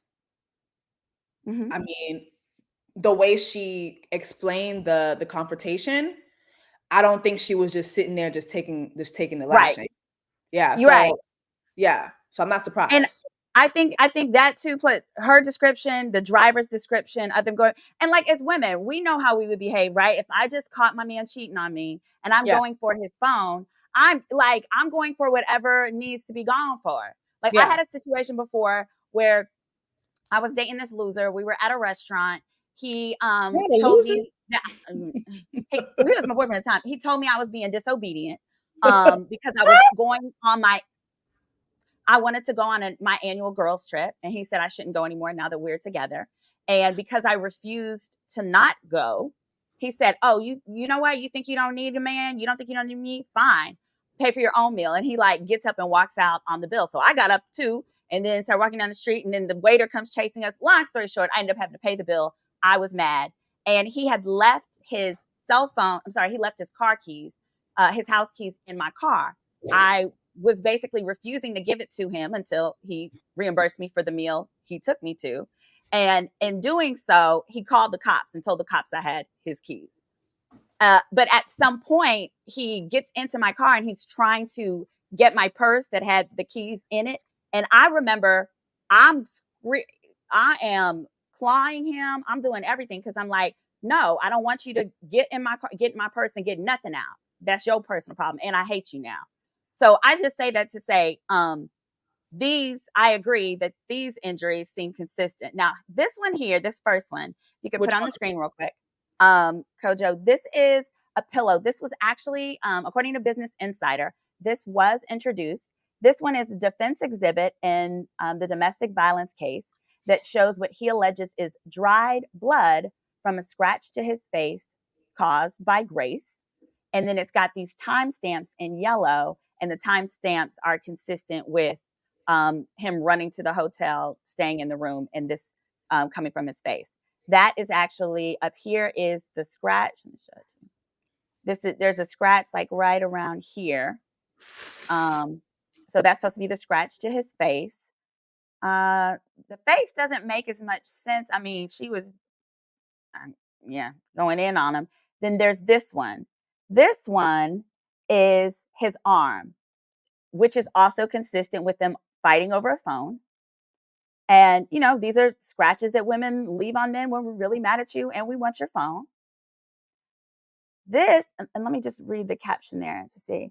Jonathan Majors' defense exhibit. Yes, so these scratches were also admitted. Then this is an exhibit that shows his coat. The point here is to show that she ripped the buttons off during their fight, that she had, such force. Yeah, both of his buttons are gone, and on his civil rights jacket. It looks like at any time he could pick up a musket with that jacket on and win the war for the Union. Girl. And then this one is his jacket. This was an exhibit to show that she tore right here. It's supposed to be connected. She had such force, she tore the jacket pocket off. This probably happened outside of the vehicle, right? When she was grabbing on him, would be my guess, grabbing him, trying to get him to stay. And then he was like, unhand me, Yankee, and takes off running down the, New York for 4 blocks or what have you. But I say that to say, yeah, thank you, Jessie. I didn't see hardly anyone including those, covering those, or mention of those. And I thought that was very odd. My guess might be that they probably had somebody in the courtroom that got them. But also, I feel like this is your lawyer's job. This is the stuff that should have been leaked. This is what should have been leaked. Not that stupid text message. Are you crazy? Thank you. If you show me his face, if you show me that arm, if you showed me, I want to see blood, baby. Show Yeah. me some blood. Yeah. Show me the blood, and then I'll take these little civil rights clothes, Yeah. Civil War clothes as well. That's what should have been released. So Yeah. He had the worst lawyer. Jonathan don't know how to pick a woman. Jonathan don't know how to pick a lawyer, and he damn sure don't know how to pick wardrobe. Okay, his picker is fucked up. all the way. I'm sorry. It like for your lawyer to be so thirsty to leak shit. Like you said, this is the That shit. isn't even persuasive, Bruh. She should have worked like, okay, if your thing is a lot, no problem. But he needed to, I don't know, somebody must have done his PR. I'm sure he didn't do it himself. But I don't know, Yeah. I don't know if he hired them off of Fiverr or what. Because remember there was that other video? His PR was Megan Coretta Scott King good. He thought that was good enough PR. He thought he just was going to tootsie roll into the courtroom and Megan on his arm, and people was going to be like, you know what? Yeah, you know what? He innocent. That man is innocent. Megan would not be sitting here with no guilty black man. He is innocent. Like it just was like it's just from top to bottom. It was jokes. Oh yeah, and they said that he was reading his Bible while during a component, like a portion of her testimony or during closing arguments, whatever. No one can take this seriously. But here's the thing. Apparently, he's supposed to be from Texas. I want to know what underfunded high school he went to. Or I anticipated it might have been, I don't think my guess would be he didn't grow up with a lot of black people. Here's why I'm going to say this. He behaved very, I don't think so. Was that civil rights movement in him? I'm sure, babe. I feel like he may have gone to like white schools and been like the one black guy. I say this because he really thinks he's persuasive. And I feel like he does. Yeah, and I feel like if he had like real black friends, like, you know, a reasonable sample size of black friends, they would have been like, look, no, and no, don't do this, don't do that Bible. But he don't have no friends. I haven't seen any black males who are like, no, that's my boy, and that's suspect. That is suspect. I'm not here to say I think he's a great person. I am simply saying that as I understand the law, for this particular event, I don't think that he abused her, but I think the text message and those things from the prior instance absolutely give the reasonable understanding that the two of them in some kind of way got physical. Grace was obviously injured and hit her head, and that he has so much ego that he has been manipulating her and trying to mold her into the woman of his Negro dreams. Yeah, no, absolutely. Let me ask you this. Because obviously, like you said, maybe someone was in the courtroom and got a hold of. No? Sorry, y'all. Somebody put it in the chat. Oh, hell no. He went to Duncanville High School. Okay, that's my neighborhood. That's like literally. Where's that? Literally where I grew up with. Oh. So what that mean? What that mean? Yeah, what does that mean? Because me and Jessie, what does that mean? It was a mixed school back then, but it means he should know better. It means he should abso-fucking-lutely know better. Okay, I used to be a judge in the adjoining suburb of Cedar Hill. Let me tell you this story. Me and my siblings used to go to school in Duncanville. And I will never forget. So my mom, although my mother looks like a white lady, my mother is Creole, so she looks like that. But my mother does not play about when it comes to like teaching her son to be wary and be careful with white girls. My brother was in Duncanville High School district, same district. He was in 6th grade. He was new to the school, 6th grade. The rule was he needed to be home by a certain time. He's at the bike rack, and this little white girl who has a crush on him is like, I'm not going to let you leave until you give me a kiss. And he's like, no, I got to go home. Girl, move, stop playing. He's got his bike rack. He's got his bike lock in his hand. He's swinging it. He's like, if you don't move, I'm going to hit you because I got to get my bike. I got to go. She's like, no, I just want to kiss. I just want to kiss. She like lunges towards him. He didn't mean to hit her, but she lunges towards him and she ends up getting hit in the mouth. He gets suspended from school. He gets in-school suspension. On the paper that says why, it says because he was behind the building at a time he wasn't supposed to be. I was in like 10th grade and I said, Mom, that means she was too. If she hadn't been back there, she wouldn't have got hit. I said, Mom, you gonna go up to that school and fight to make sure he doesn't, have this in-school suspension and blah, blah, blah. You need to let them people know. She said, nope, I'm sure not. I was like, why? I always knew I want to be a lawyer. I was like, what? Why? She goes, because this is a cheap lesson for right now. See, that little white girl, all she's done is cost him a day of inconvenience. Oh, and her parents came to the door, banging on the door, talking about we need to pay the medical bills. My mother said, absolutely, my son will mow. My mom said, send us the bill and my son will mow yards as long as needed to get that handled. And my mother said, I want him to see what happens when you deal with them now, where I can protect him. Him having to mow some lawns and do 1 day of in-school suspension is nothing compared to what will happen when he's grown and in the real world and thinks that it's totally fine and all love and dovey and only thing that matters is love. She said, so this is an inexpensive lesson. To this day, my brother does not date white girls. He'll go with a mixed one, but he will tell you to this day. And so I say that to say, for those who say you should have known better, now that I know where he's from, it's basically like Oak Cliff. Like it's a multiracial Dallas neighborhood. Back then, 2013, it's actually more Black and Latino than anybody else. So he absolutely grew up with Blacks and Latinos. And for him to go to from Duncanville to Yale, said he was an exceptional theater talent. And we know that those kids are weird. But I say that as well to say that now this is a good example to use age appropriately with your Black teen boys, with your Black young men, with your Black college students, to say, I know you love Marley, and I am sure she makes you feel great and probably does a lot of nasty things to you.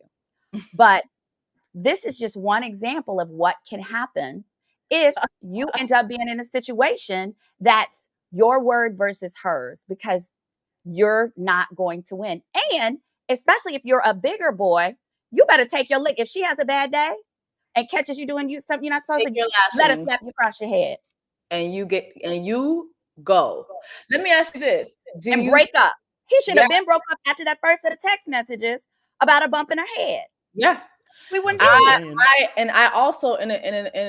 also feel that this wouldn't even be a case if this were a Black woman.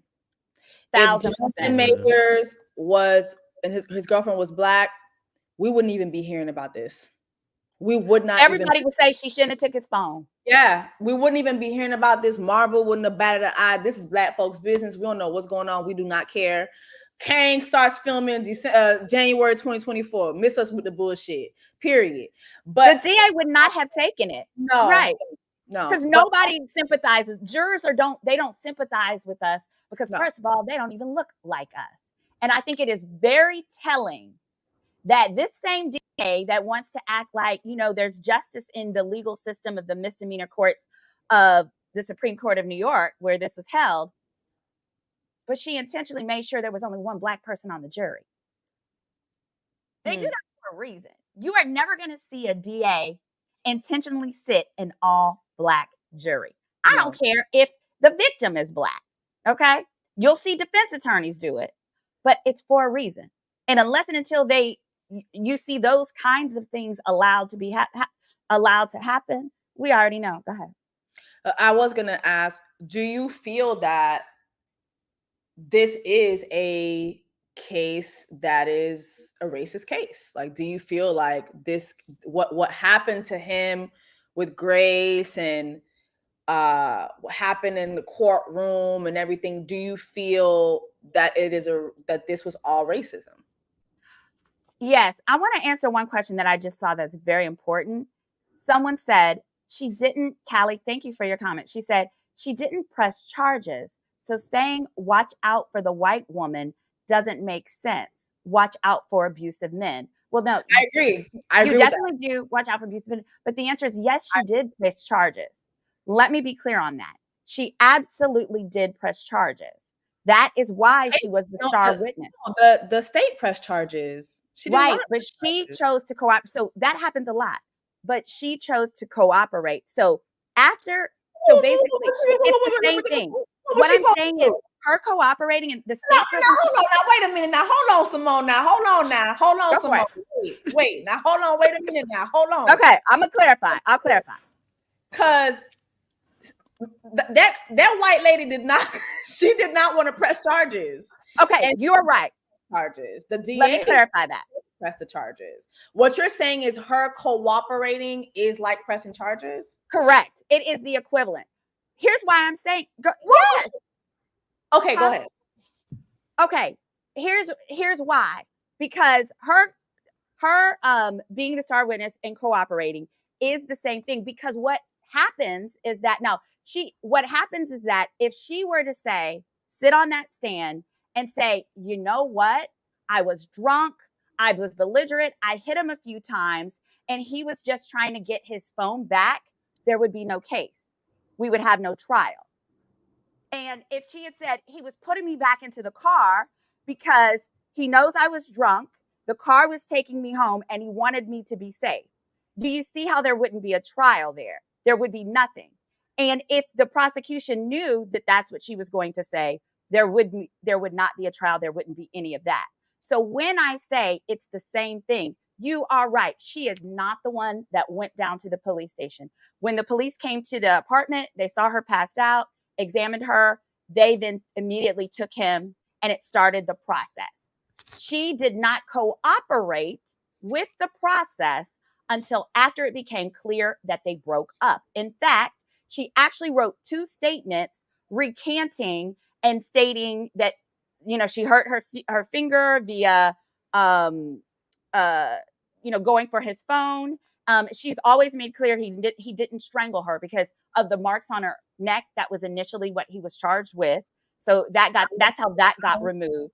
But I'm saying her cooperating, you're right. It's different because she's not going straight to the police. But once she realized the relationship was not going to reconvene as it had after the last incident, then she was like, well, okay, then I'm going to press charges. Then I'm going to cooperate to ensure that these charges stick and that he becomes found guilty.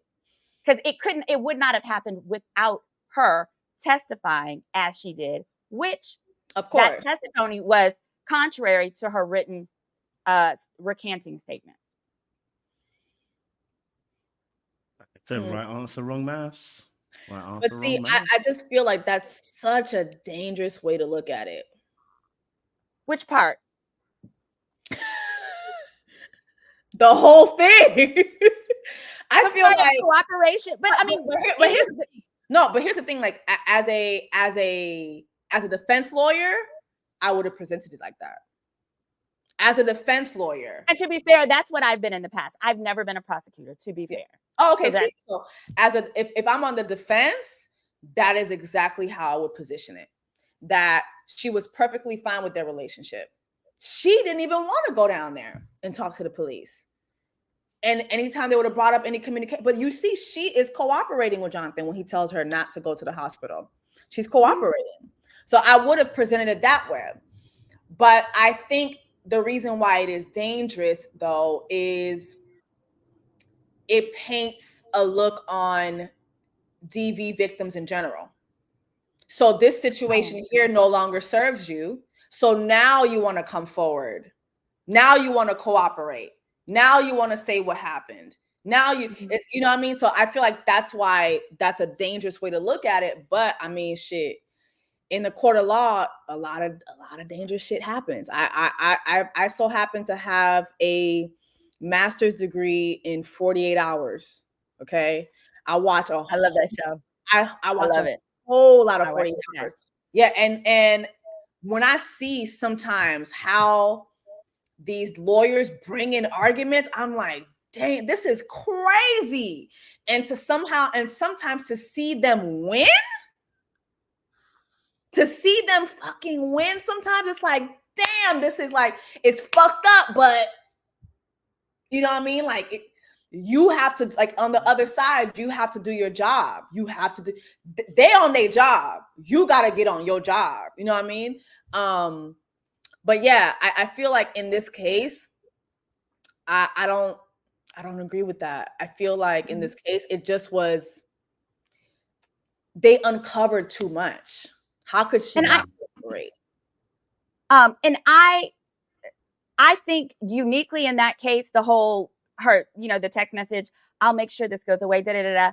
Yeah. All of that, whether it's this case or others, all of those, that's always consistent with the victim, right? That's always consistent with the victim. However, here, for me, what really kind of shifted me one way, it was seeing the photos of the hand injury, seeing the face, seeing the blood, knowing that they convicted him of moving her into the car, right? Of putting her back into the car and getting his phone back, right? And then the video of him running for blocks and her chasing him for blocks. If he was running and she wasn't going after him, that'd be one thing. But the two of those make me view this instead as a toxic relationship where the two of them can't seem to keep their hands off of each other, and have no business being together. So I want to be clear. I don't, as a defense attorney, always take the guy's side or disbelieve the victim all the time. But when I see situations where the person says, I was so frightened, and then I see them do something shortly right after that demonstrates they weren't, it really gives me pause. So that's how in here I'm pulling that all together. And someone commented and was like, Symone makes a lot of assumptions. I can see why you would feel that way, especially when I was describing how she cooperated with the state. Because I do this all the time, what may seem like an assumption is a lot of times is me telling you how the process works. I was going to say that. I'm sorry to cut you off, but I will say this too. I will say this too. I've had like about 3 different legal battles the last couple years. I had one that was very popular, but others, they were behind the scenes. My lawyer has pissed me off so much because my lawyer would come and tell me, this is what they're going to say. This is what they're going to say. Mm-hmm. And how are you prepared? How are we prepared to do whatever? Like one thing I feel we've said that this time and time again, I feel that Jonathan's lawyer was not honest with him. Mm-hmm. His lawyer literally like gassed him up. We know Jonathan is delusional with this case. 100% delusional. His lawyer was 200% delusional and was not honest with her client. She was just going to cash her check. And she was going to get the looks that it brings. You know what I mean? Like that's what she wanted. And let me tell you. Oh, go ahead. Yeah. I was going to say, and I know exactly how those things happen, because what happens is when you have a potential client that's got that level of ego, they probably went to a number of other attorneys, but when they didn't hear what they wanted to hear, when they weren't treated like God, when they weren't told that it was going to work out exactly the way they wanted and that they could do whatever the fuck they wanted because he's used to being able to do what the fuck he wants when it comes to a woman, then they say, you know what? I don't want this person. I'm going to just keep shopping for a lawyer until I hear what I want to hear. And this is how it results. And Symone, where did Jonathan shop for his lawyer? Alibaba? Must have been. Must have. Instagram. Instagram, Facebook, Snapchat. One of those. Because the last case that she's most known for, which was Jen Shaw's case, Jen said she was innocent and took a 6-year federal sentence. God damn. What? I think the same thing about Tasha K's. When I followed Tasha K's case, I talk about it on my channel, Girl, Is That Legal? You can go check that out. But when I followed her case, there was so much going on there where people were like, what? And then I pulled up her lawyer and saw that like it's a lawyer that doesn't do defamation, doesn't handle any of those things. But then I realized that to get a Tasha K as a client, you got to tell her what she wants to hear. Because when you tell her, because the truth of the matter is if a Tasha K had come to my office and said, this is the case, I would say, girl, take that video down right now. Yeah. You can issue a secret apology or I'll type up what your Instagram needs to say. Say it, sign it, and have a nice day. Period. And that's the end of that. But she's going to sit there and stand on business. $4,000 worth of business. Who, by the way, she recently made a post talking about how I was wrong when I broke down Diddy. I'd just like to take this moment to say no. And actually, because she was saying insurance doesn't cover deliberate acts. And I'm like, no, you're incorrect. If it's a deliberate act with non-deliberate stuff sexual harassment, it goes together. And more importantly, Tasha would know about insurance if she had bought some goddamn defamation insurance, like I'm asking for all bloggers to do. I love My lawyer the blogging told me that. community. My lawyer told me that years ago. Please. Years I ago. actually As a learned matter that of fact, I think every creator should have it. every creator. Every creator. It's like life If I'm insurance. gonna have you two on, I better do it. It's shouldn't like I? I better $15 do or it if I have you two on. $20 a month, literally. Yep. 15 or 20 bucks a month. I actually accidentally found out that I had it because in America, I had Liberty Mutual. And at the time, I don't know if they still do it, but if you have homeowners insurance, it covers defamation and stuff. A lot of renters insurance policies cover defamation and stuff because it's with the way that they define a personal injury. So if someone is injured, it includes injury to their reputation. There you go. So I just say that to say, Jonathan, a component of this is definitely him. He was limited to lawyers who were going to stroke his ego and make him treat him like God. Because I'm just saying, like, you know how many Black lawyers are out there that would have loved to take this case and would have been in there. They would have been in their whole, if the glove don't fit, you must have quit bag. Oh my God. But you went to that lady? Because they wouldn't say what you wanted to hear. But also, when your lawyer doesn't have a certain level of humility, it's very difficult to get the prosecutor to agree to whatever you need agreed to. You got to treat that prosecutor like God, because at the end of the day, they got their authority looks real close to what Jesus could do. Okay. At least in people's situation like this. Yep. So what do you think? Well, what were you going to say, Kojo? I was gonna say, listening to not even listening, the actual end result. How good was the prosecution as well? Because in the end, all they convinced the jurors to do was to say it was, i.e., reckless. So the prosecution wasn't that great either, which means that really his defense was that bad. I disagree.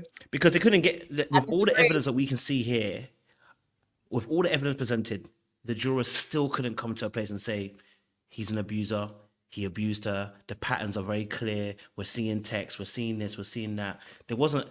Clearly either wasn't presented very well, or there's not enough of the evidence to actually put him in a place where the jurors are confident enough to say, we believe that Jonathan is doing this on purpose. And that's what I'm saying. This case, again, I still think it's a right answer, wrong maths, but this case was definitely winnable by all means. I think, Jessie, you walked in there, you could have won it for him. Because at this point, it's given sabotage. I would have They said when those text messages came in, they said he looked down and he just slumped down like that.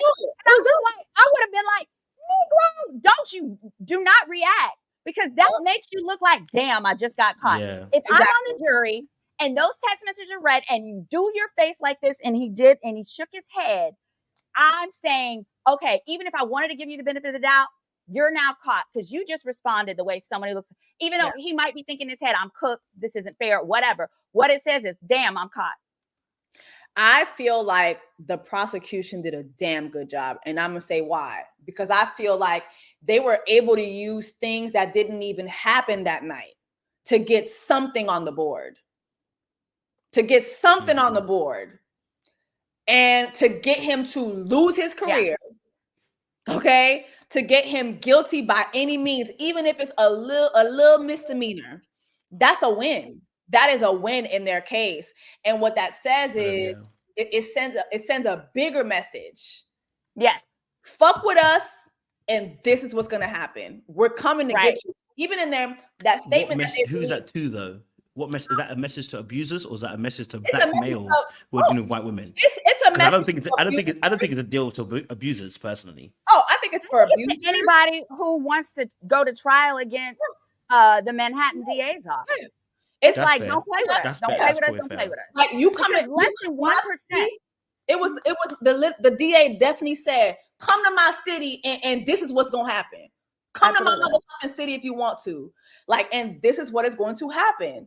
We're stacked. We're not playing with y'all niggas. We're not At playing with all. y'all niggas, y'all wiggers, you hombre, hombre, nombre. We ain't playing with none of y'all. We're not playing with none of y'all. And I think too, New York too, and Symone, you can talk about this too, but New York is setting precedents for abuse, period. Absolutely. Absolutely. They are like, listen, we are in our Me Too era, Mhm. period. Bag. When you look at what they did with Cassie, when you look at what like, and people think the whole, they talk about Cassie and the Diddy thing. They don't talk about the fact that so many other people came forward and used that survivor's law to sue police officers. You had prisoners suing I and love it. winning, suing I and love it. it's law I love enforcement. it. Like it. So for me, this is justice for me. Yes, the Manhattan DA and New York ain't shit. We know it. We know it. But there's a wheel turning over there. There's a wheel Absolutely. And I want turning. to speak to that. Someone in the comments was like, "Oh no, Symone is going to defend all abusers," and it's okay. You're not familiar with me and who I am, so I can understand. Especially when I hear those things, I have to be very empathetic and sympathetic because 99 times that is a person who survived abuse themselves. Yeah. So when they hear explanations and things like that, they don't receive it from as a neutral party.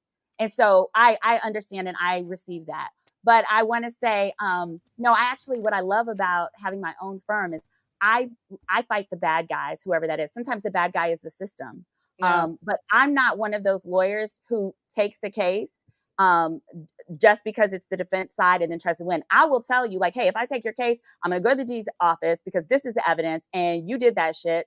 And the best I can get you is a plea or, a procedural dismissal. But if you're not okay with that, feel free to, call somebody else. But in 2018, I actually filed one of the first like Me Too style lawsuits in New York. I filed it against R. Kelly. I represented one of the victims. It was a teenage victim against him. Yep. I filed that one and, took that on head on. And when I was trying to determine like, okay, where is the best, because the victim is from Texas, excuse me. So we had considered Texas. And I pulled up the law and I did my research.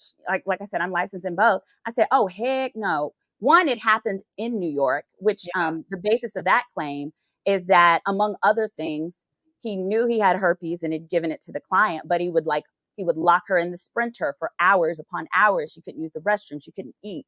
Just all of that manipulative, abusive behavior. And I selected New York because they had the, I call it a Me Too style act, where not only could we have an additional claim because it's the New York, it's gender-based, gender-motivated crimes statute, basically. Mm-hmm. And it would also allow her to get up to treble damages, 3 times her damages, and her attorney's fees paid for. And she now will have access to, they're creating like a New York victims unit, et cetera, et cetera. So no, I don't always go on the side of the men or the abuser. I go on the side of truth and justice because you have to also remember on the criminal side, girl that represented him, she got paid hourly. She got paid up front. She probably had a flat rate, $200-300, whatever it was going to be up front. Yeah. When I took on that case against those big dogs like R. Kelly, like those, I'm paying all of this. Yeah. I don't get a dime from the client. Okay. Yep. I ride that shit for fucking years. That client don't even got money like that. The client doesn't even have money. I've even had incidents where I've loaned my clients money to get them to therapy when they wanted to commit suicide or to go away. Or I know it's YouTube, or to, get them to their doctor's appointments, allow them to be able to go to safe houses. Yeah. So I say that to say, when lawyers take these on, I'm talking about the civil cases where we're fighting the bad guys. It is a tremendous emotional and financial burden because we front all of the costs, including our staff. We pay our payroll. We do all of these things. We file and we ride those costs while the other side is over there papering our asses to death with stupid ass motions. Yep. So I was particularly happy for Cassie. yes, I was particularly happy for Cassie that she got the result that she got. And I reiterate, it was because they took a great strategy where they were able to get to that insurance policy and get over Diddy's head. Yeah. And with his current suit that's against the 11th grader filed against him on that one, that was going to be interesting because she's trying to get to a policy there. And if she can get to that policy, then once again, they may be able to go over his head and get relief for her and justice for her. Yeah. And sometimes what justice does look like is civil recovery, which brings us to here. I'm very interested to seeing whether or not Grace files any civil charges or a civil suit against him for any recovery. I was gonna ask you if you She think can. that, but before I ask you that, because I had another question too, I want to say something too, just to go off what you were saying. The Black community, to me, has a long way to go in understanding how the judicial system works. And I mean every bit of the judicial system. I'll never forget, 2020, I went into Ulta to create content for a company that I had been partnered with. I go into Ulta and I see my face everywhere. Everywhere in the store. I went to another Ulta, face everywhere. I called the company. When did I give you the right to do that? Oh, you didn't know? I called my lawyer. Okay. And so let me tell you this. And I don't want to come down on Black lawyers. You're a Black attorney. But sometimes, even with Black attorneys, sometimes I feel like they will gas you because, especially if they know you got money or they think you have money, like, we're just going to sue.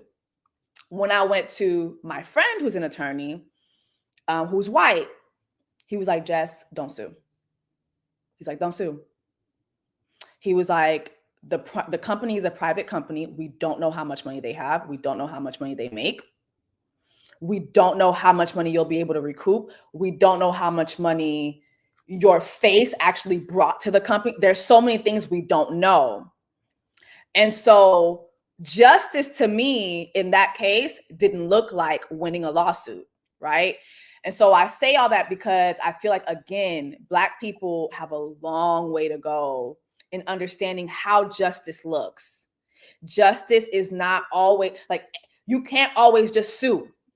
Like you just said. Absolutely. But and that's what it looks like. You got it. And you have to take a comprehensive view for your client who has a brand, who has things to lose. Because my first thought would be blackballing. My concern would be if you sue Ulta, other companies who don't understand aren't going to want to give you a brand deal. Right. And so I was like, we're going to sue Ulta. We're going to sue the company, which I could have. And what I was looking for for me, I felt like if I sue Ulta, Ulta would just drop the company. But then it's like, where my money going to be at?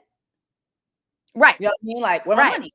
Who going to pay my money? So just all that. But in the end, I was able to reach a settlement with the company. It wasn't what I wanted, but it was a good amount. Right. Gotcha. And it was because there were a lot of variables that we just couldn't prove. And it had gone on for a year. And I was like, yeah. You did really good though to get a settlement in a year. Oh my God. Lord knows if you had went to court and filed, and it could be 3 years and so forth. Yeah, easily.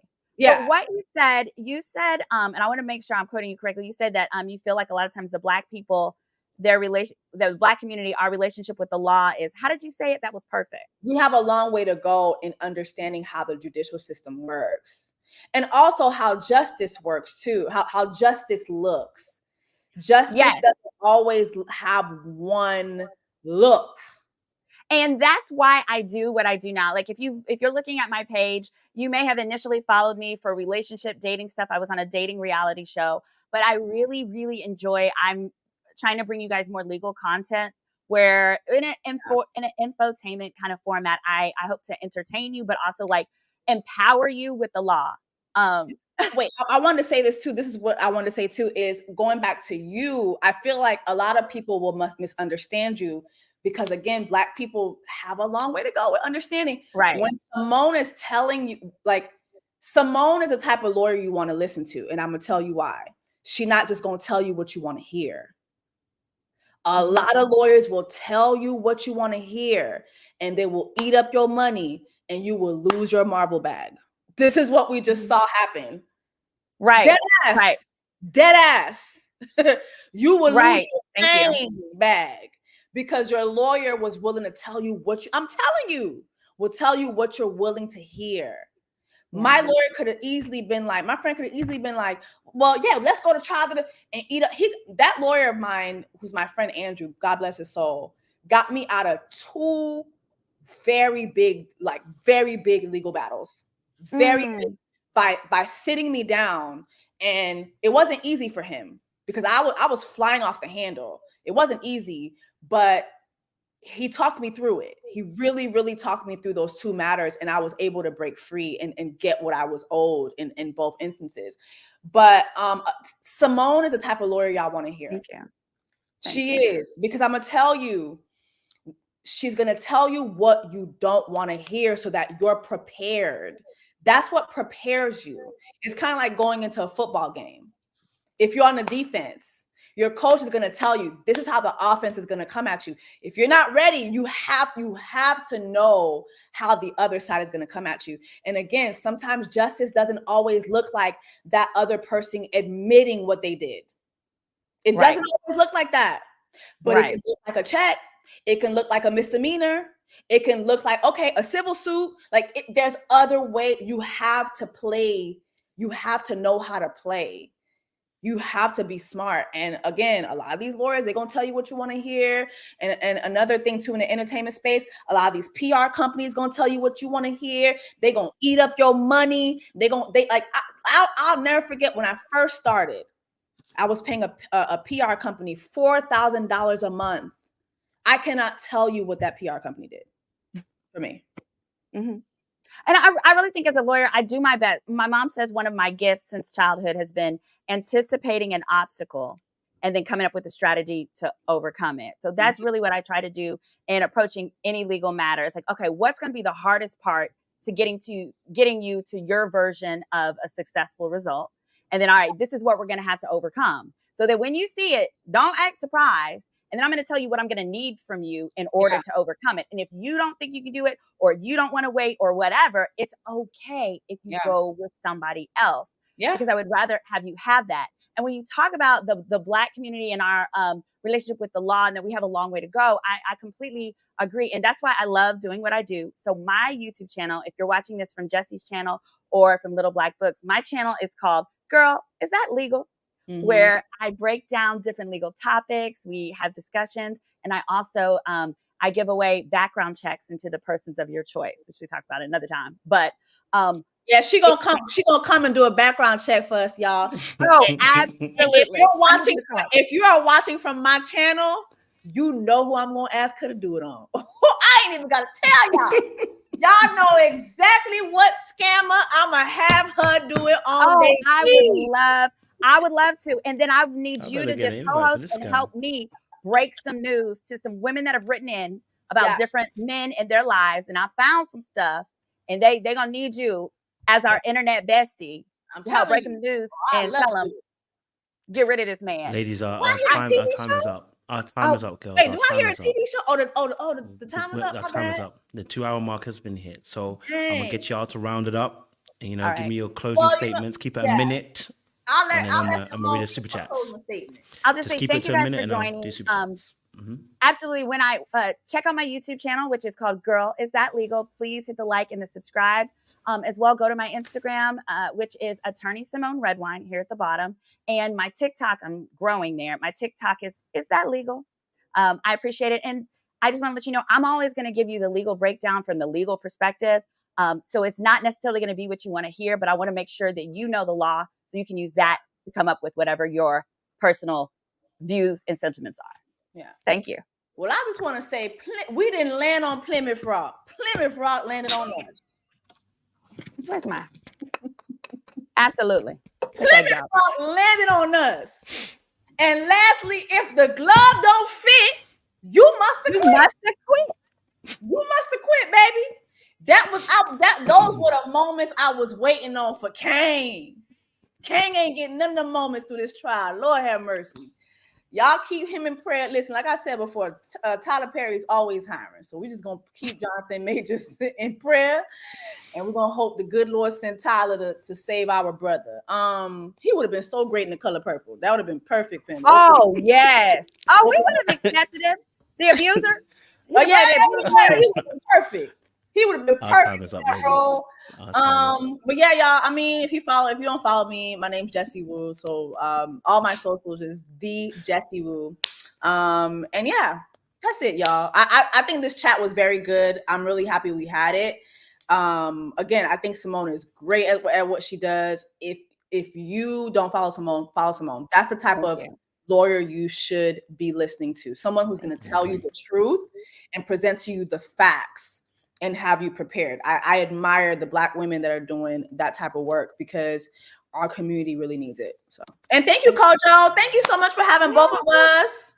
I really appreciate being able to hear from someone who survived this kind of thing, because you gave arguments that I knew that there was arguments I wasn't considering or that I was missing, such as your explanation of why she may have done certain things. And it just gives me a whole perspective so that I have a better understanding of how they came to their verdict.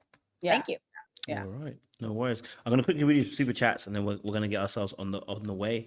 We have a super chat here saying from Natalie M. As a radio producer, I love the media literacy. Lakiba Brooklyn says there is no perfect DV victim. My friend did things that made no sense at the time during her abuse.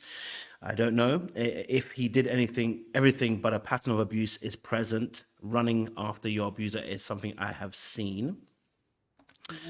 We also have New Diamond. She says he can audition for spicy. He can audition for RuPaul's Drag Race. I've seen that show. It's actually a really good show. I can't lie to you.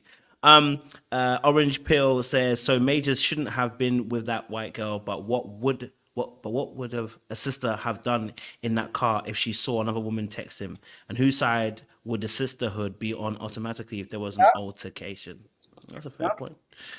Shout out to Orange Pill again. Says his lawyer Priya actually won against Alvin Bragg last month in an Adam Force case in the same situations Majors was going through. Priya knows what she's doing. Symone, you're just talking out your ass. Okay. No, she's not. Symone, listen.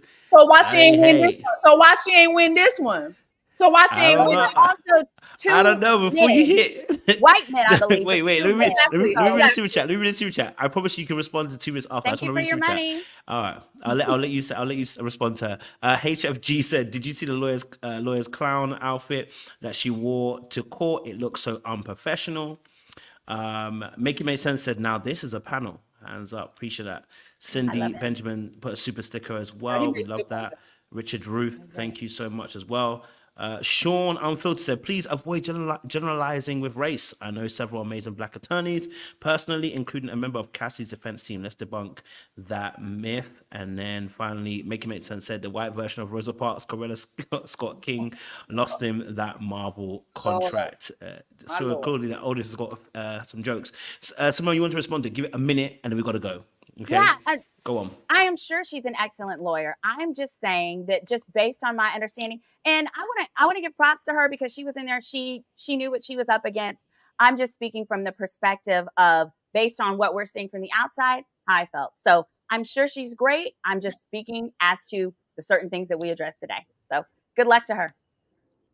Well, I'm gonna say she is a whack ass lawyer. And to that person who just asked me, Jessie, are you ready to eat soup? Yes, I am, but I will be spending Haitian Independence Day in Ghana. However, I will be hosting an Independence Day dinner in Ghana. So, Kojo, I'll give you the info on that. But but it's gonna be really special. Yeah, it's gonna be really special. So I look forward to doing that and doing it in the ancestors' ground. It's gonna be really good. Yep. Let me stop that. All right, cool. Well, all this has been an amazing conversation. If you want to see more great content like this, please do message myself, message Jess, message Symone. If you want to see more great content like this, it's been a bonanza, and I've been blessed to actually listen to you two as well, converse and just kind of just bring out different thoughts and ideas as well. So it was actually good from my perspective as well. I do have a request, Jess, before you leave. I need you to say the continents don't meet. I need you to say it one time because the audience loved that. The continents was not meeting. The continents don't meet. The continents don't meet. Okay, Jonathan. On that note, guys. Jonathan being 34 years old and his boots are 300 years old, the continents don't meet. The continents don't meet. Okay? I'm going to leave his boots alone. Guys, it's been beautiful. Ladies, it's been beautiful. We'll see you again very, very soon. Much love, much appreciation.